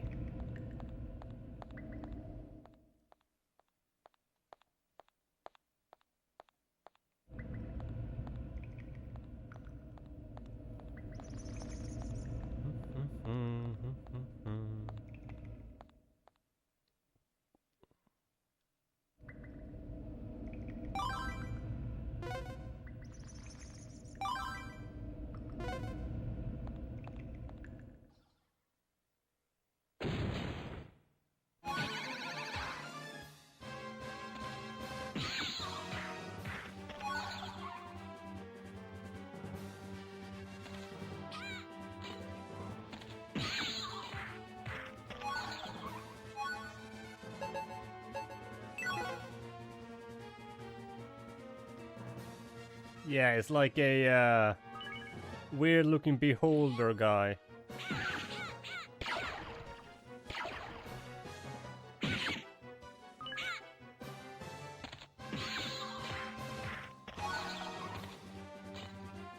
That keeps respawning until you kill like all its eyes.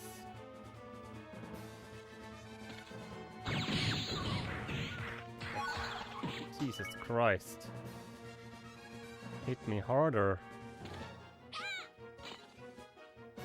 If I get too close, that bit in the floor will actually hit me. I don't think I can like destroy it or anything, so... yeah. Can't really damage it.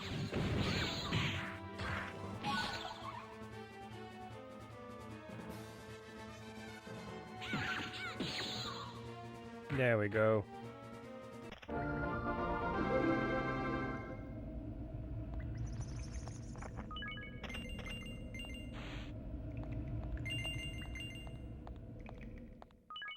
Yeah, some instant design on the enemies in this game.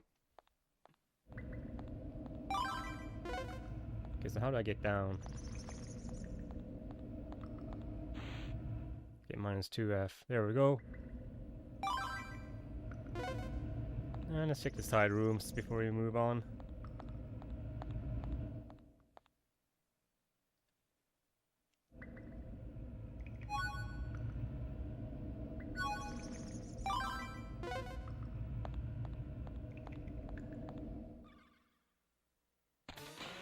Alright, another jelly guy.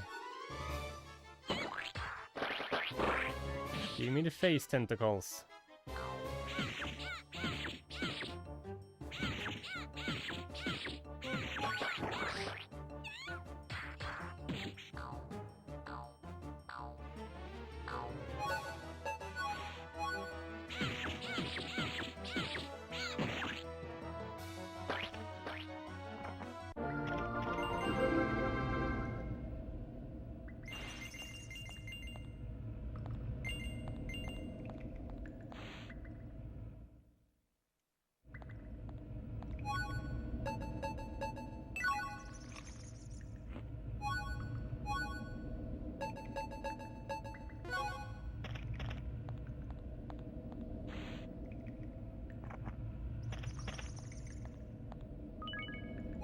What is this spell?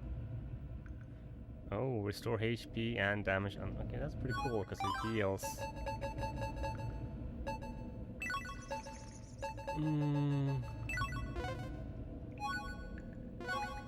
Yeah, don't need this scroll.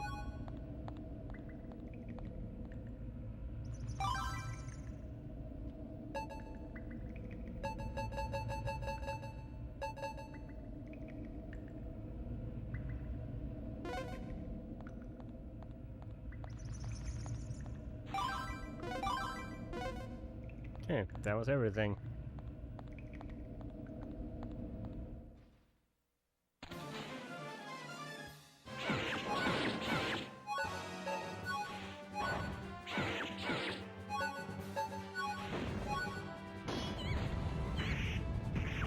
Jesus, combo wombo.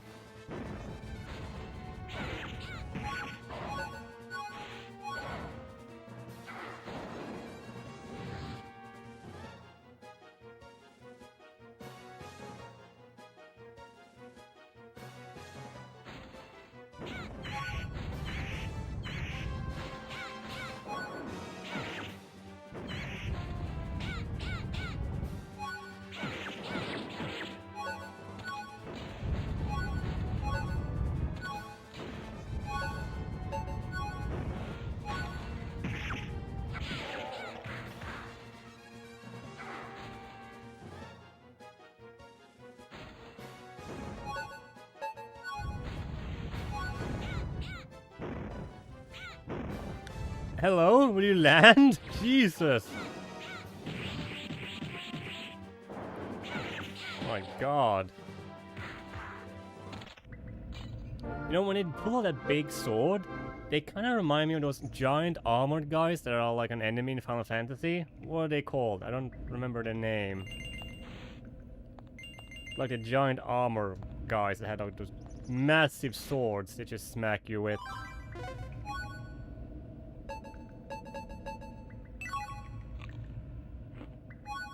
Iron Giants, is that what they're called? Yeah, because this is like a big giant armor, piece of armor. And they have like these massive swords. Yeah, they're pretty cool looking.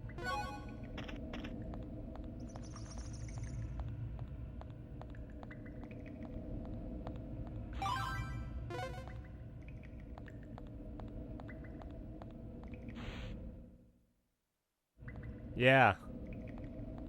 I don't know in which Final Fantasy game, but I know it's like in one they are incredibly tough to deal with. But they're also pretty good to grind for levels. Oh, come on again.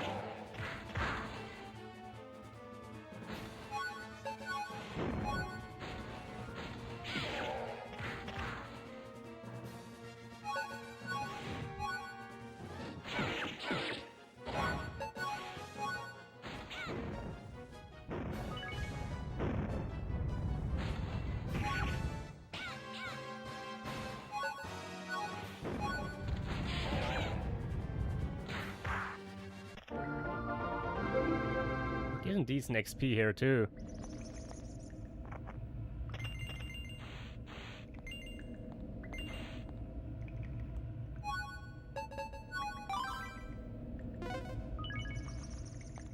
Yeah.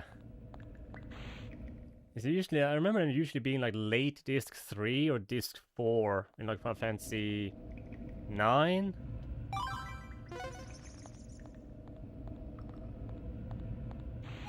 We need to heal a little bit.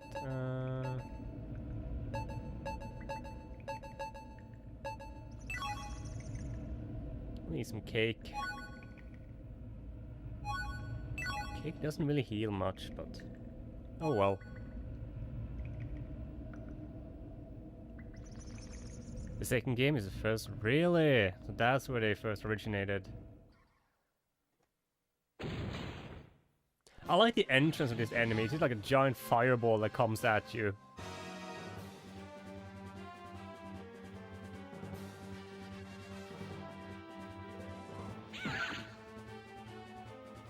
Oh, he didn't.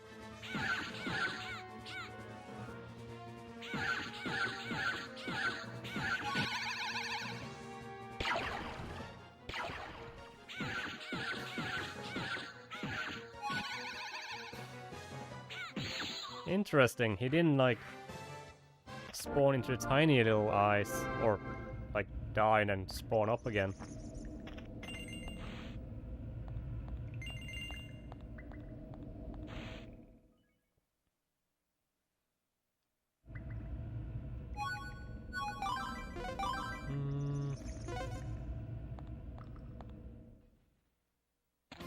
A lot of these enemies around.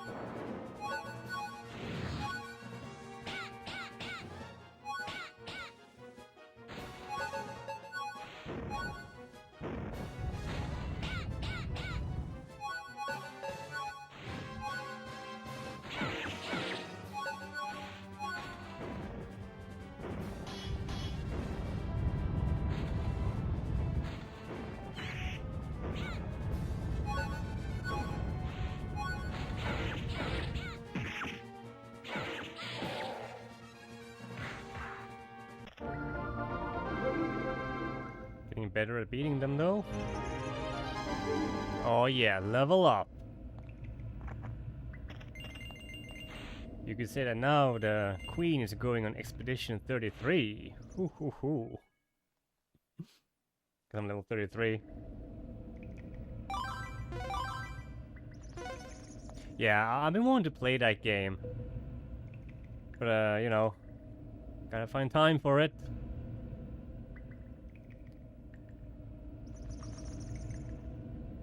I can hear Just Knight's voice coming from somewhere.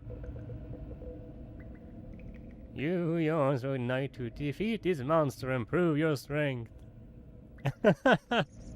Nice. Great minds think alike. That's a ghoul.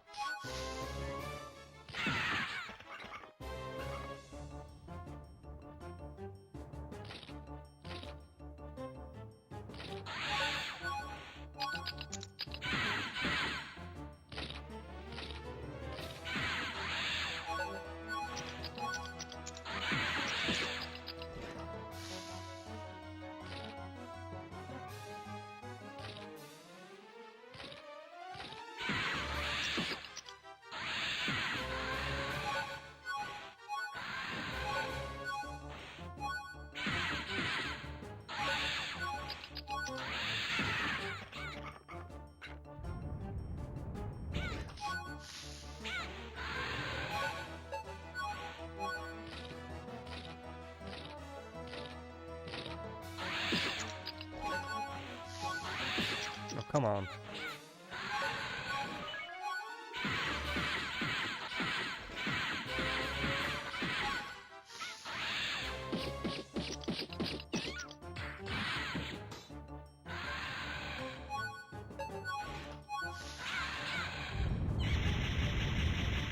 Beavis. Come on!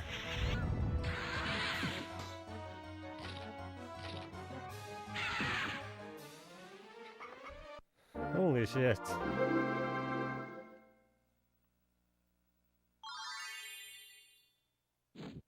Candy? Got the trust drop.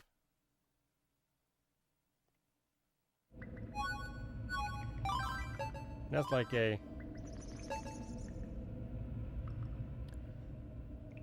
Gives random potion during battle? Okay. Pretty cool. Anything else down here? No. Alright, we got a cool item, I guess. I guess that was worth it. We get random items during battle now, or random potions.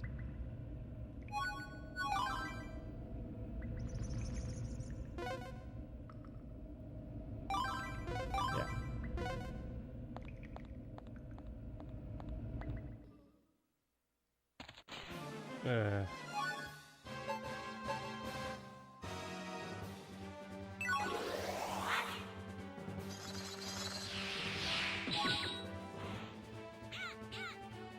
Oh my god, he dodged out of that.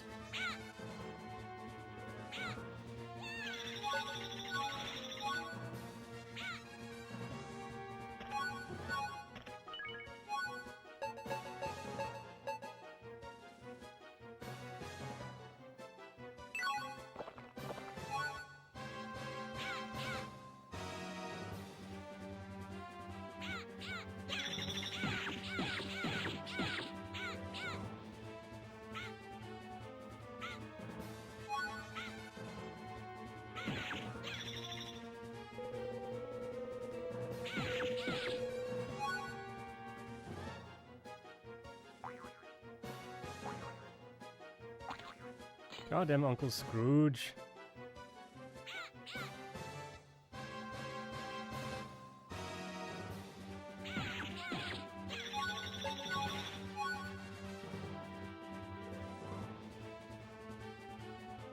Lies of P. Yeah, this is the OG Lies of P.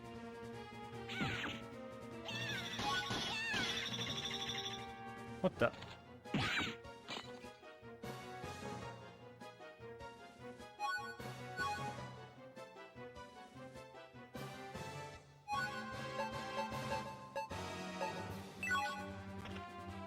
Aww.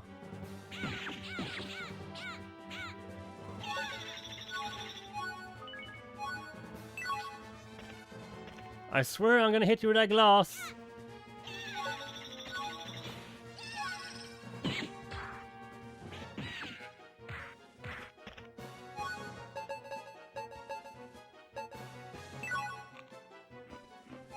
No, you're not.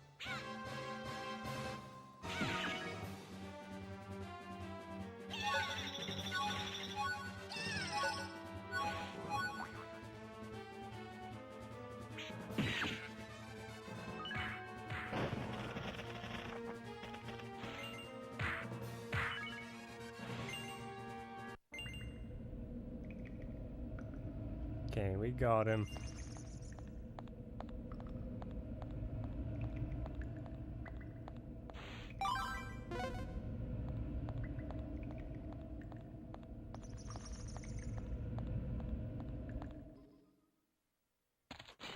Another one? Jesus. Okay, well, there's a way up. We should just like run away.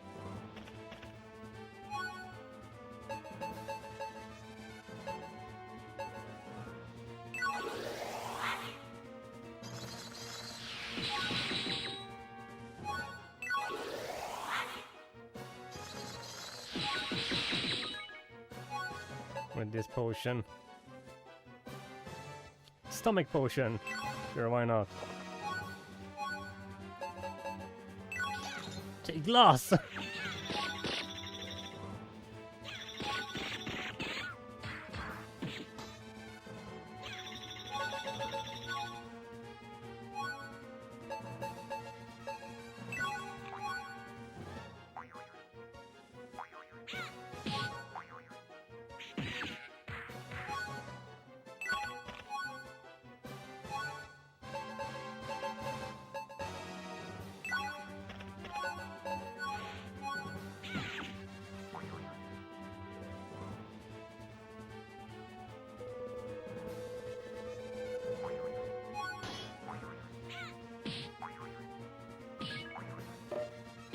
Oh, come on!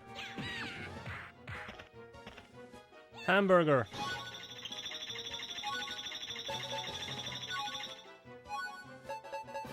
He dropped a hamburger!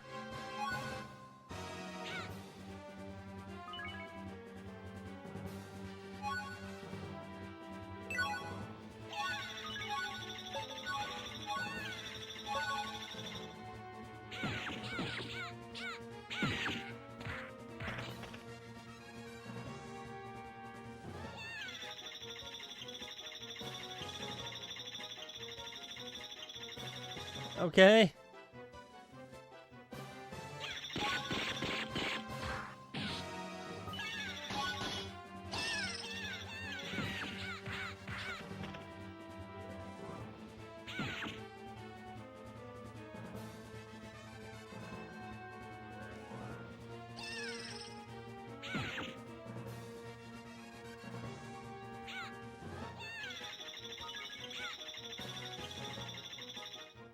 Goddamn pizza cutter. Be gone.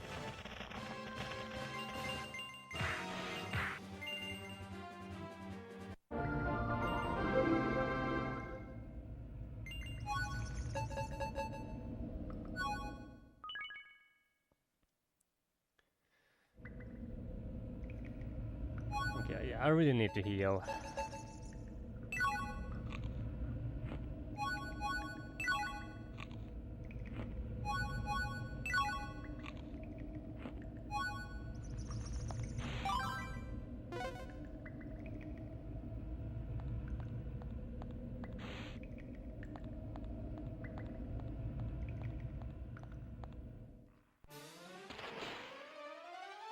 The frog.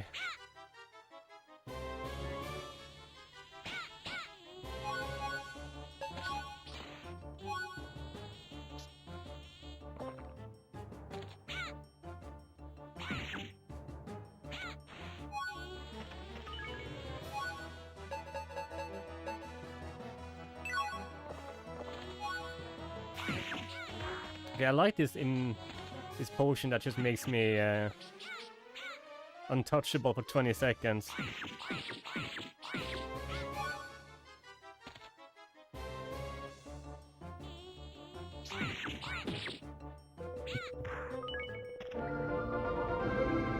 I don't know, I haven't really found any enemies that seem rare. Okay, we leveled up again.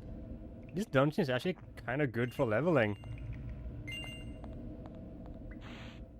The enemies down here actually give a decent amount of XP.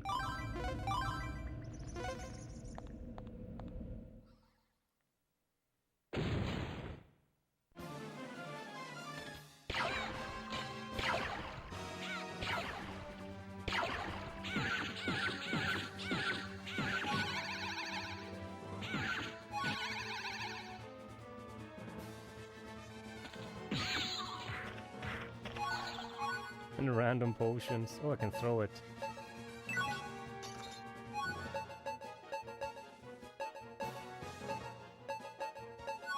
Oh.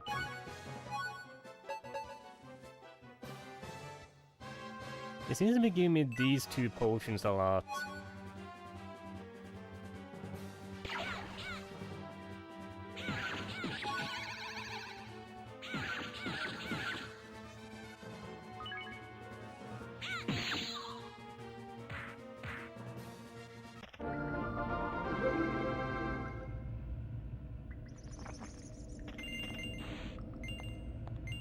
guess I get some decent amount of money too.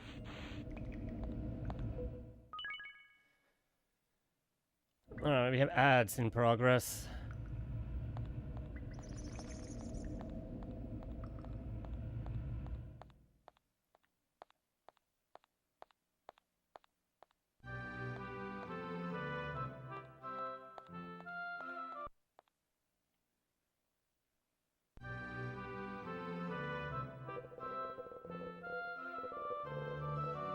It's the same thing.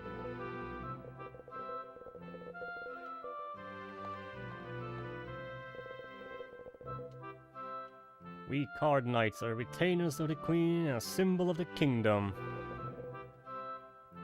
So I wonder if the whole card knight thing is like a reference to Alice in Wonderland. And they do have like ace of spades on their armor. I just wonder if it's a little, you know, Alice in Wonderland reference. Because the Red Queen there got them card knights.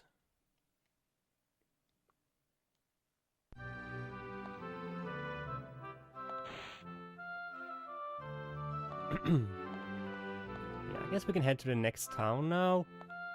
And, you know, maybe that's where I'll just save and call it a night. Been going for over 4 hours. It's been a while since I did a 4-hour stream.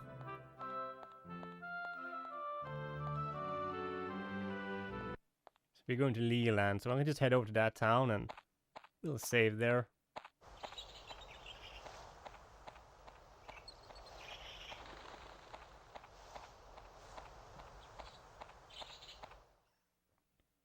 Dodo bird.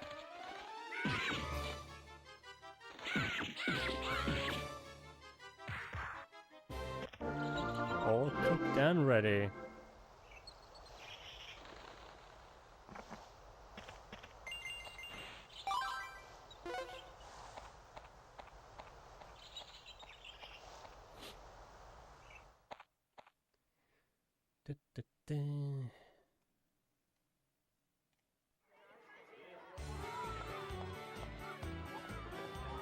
And this town is still a mess.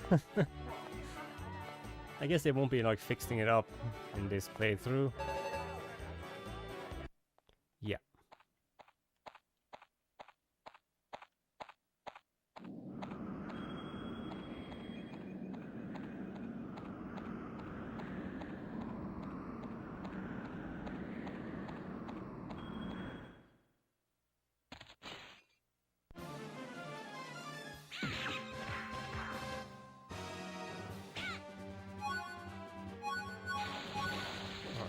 This attack. Yeah, thank you for the potion.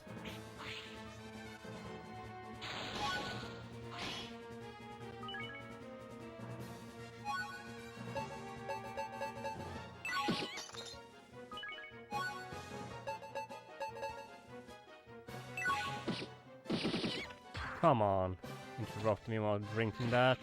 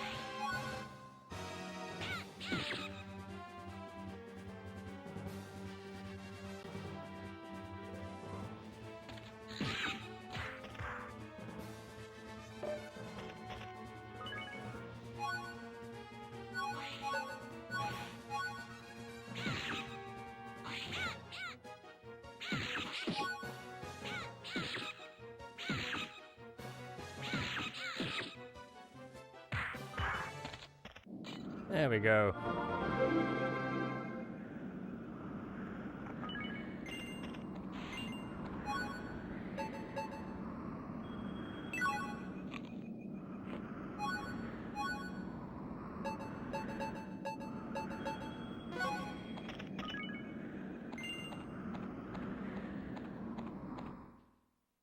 Another one? Come on!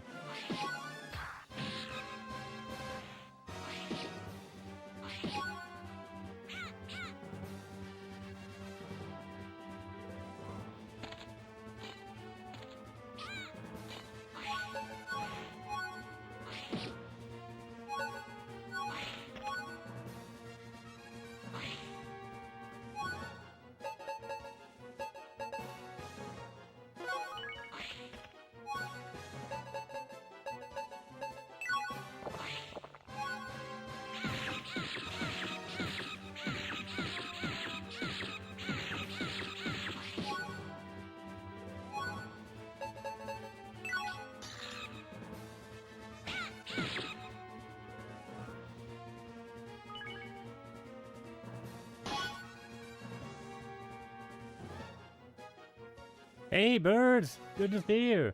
Yeah, this has been a fun game to play. Look at little tarantula. He has a crown and everything.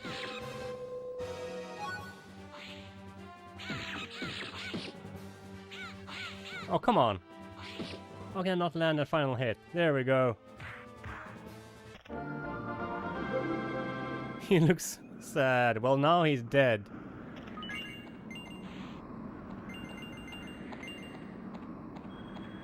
Yeah, he's sleeping. He's taking a little nap. A royal spider nap. Yeah, how are you doing, birds? Look, a little slimy fella. With tentacles.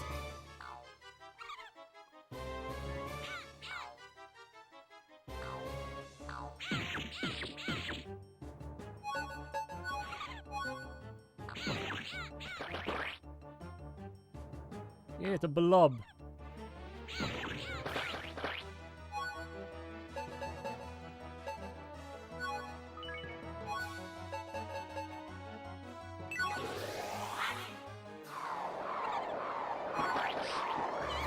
Of course they all missed.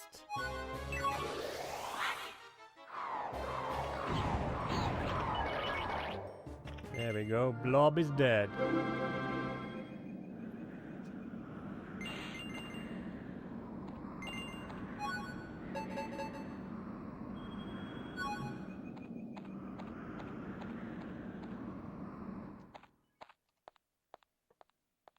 Yeah, how you been, bird? It's been a little while. Hope you're doing well.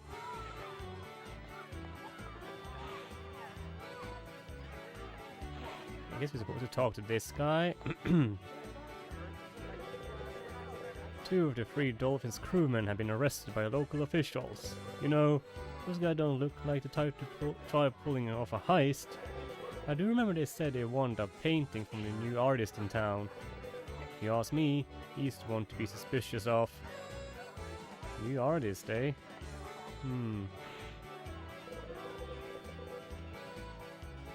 Everyone says the artist who moved here paints the most beautiful pictures. There's just something creepy about him. I think I'm gonna keep my distance. Me and my parrot have a Blob Blob song, and once when we were playing Lethal Company, the Skinwalkers copied it also. Yo, what that peg do? Yeah, ladies. Now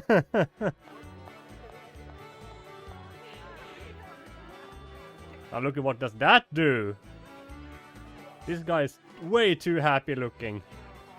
He's walking around with too much confidence. So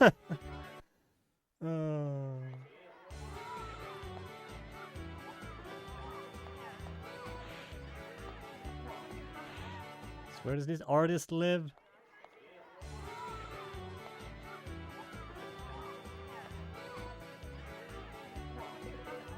Hey, guess what? The sailors from the 3 Dolphins were arrested because they stole a bunch of gold coins. Those guys are so bird-brained. Nobody ever imagined they would pull a stunt like that.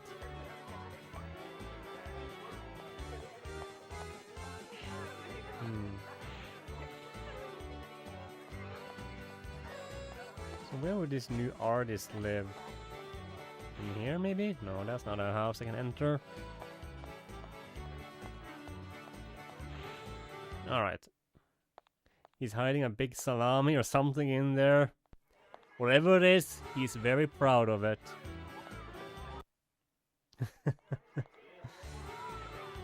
Right, I'm just gonna save up here. Oh, I don't need the food break text. Oh my god, I forgot about that.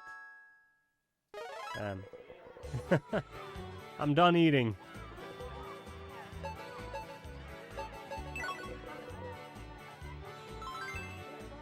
I'm gonna do a double save.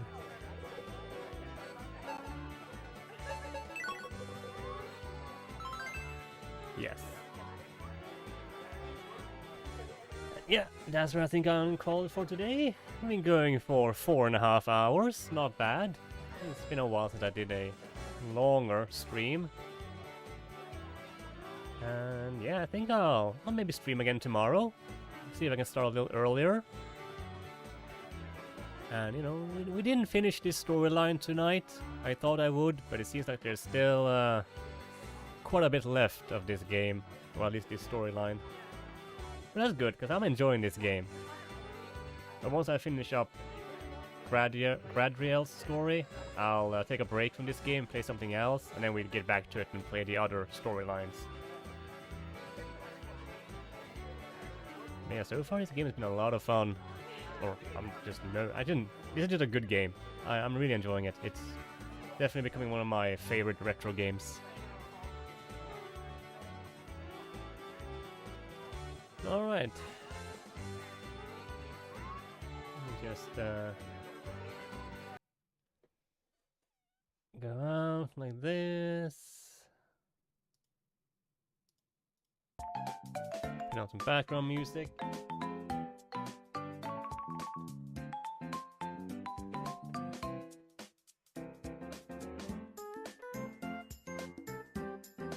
Alright.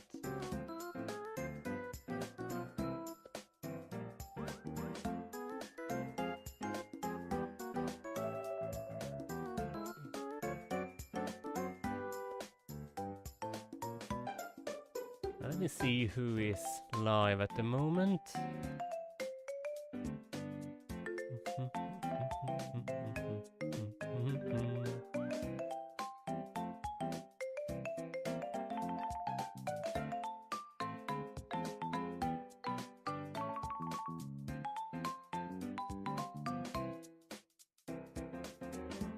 What are people playing? Anyone playing anything interesting?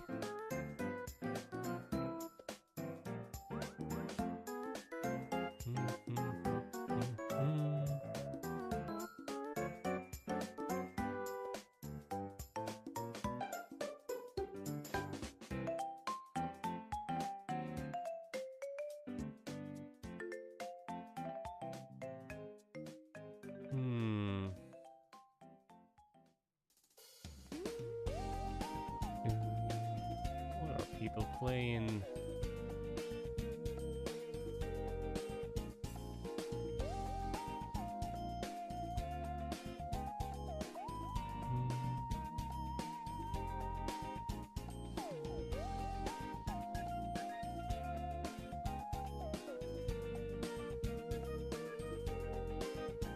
What are they up to?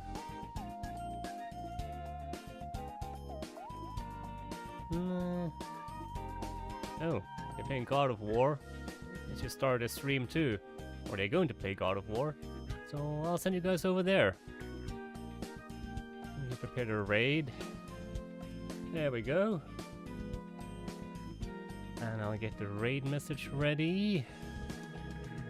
There you go. You guys can copy and paste this raid message if you are subscribed to the channel. And it's kind of dumb right there because my bot is not subscribed, but it will look like this. Yeah. Well, you know, you can use your own, whatever you feel like.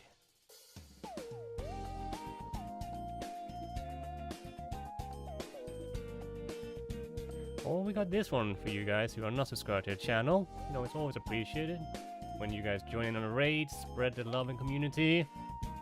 And yeah, thank you guys so much for hanging out tonight. Thank you for coming in. Birds, Hardy, and Troll, Bahamut, Tin Man, everyone else has been in here, Zombie, Ritz. Always a pleasure having you guys here and sitting here talking with you guys. So I hope you guys have a wonderful rest of your day, evening, afternoon, whatever it is where you guys are. And yeah, I'll be back again tomorrow. So maybe tomorrow we'll finish up this playthrough. Maybe. I have no idea how much is left. But yeah, take care everyone. Hope you have a wonderful rest of your evening. And I'll see you guys tomorrow. So take care everyone. Bye bye and good night.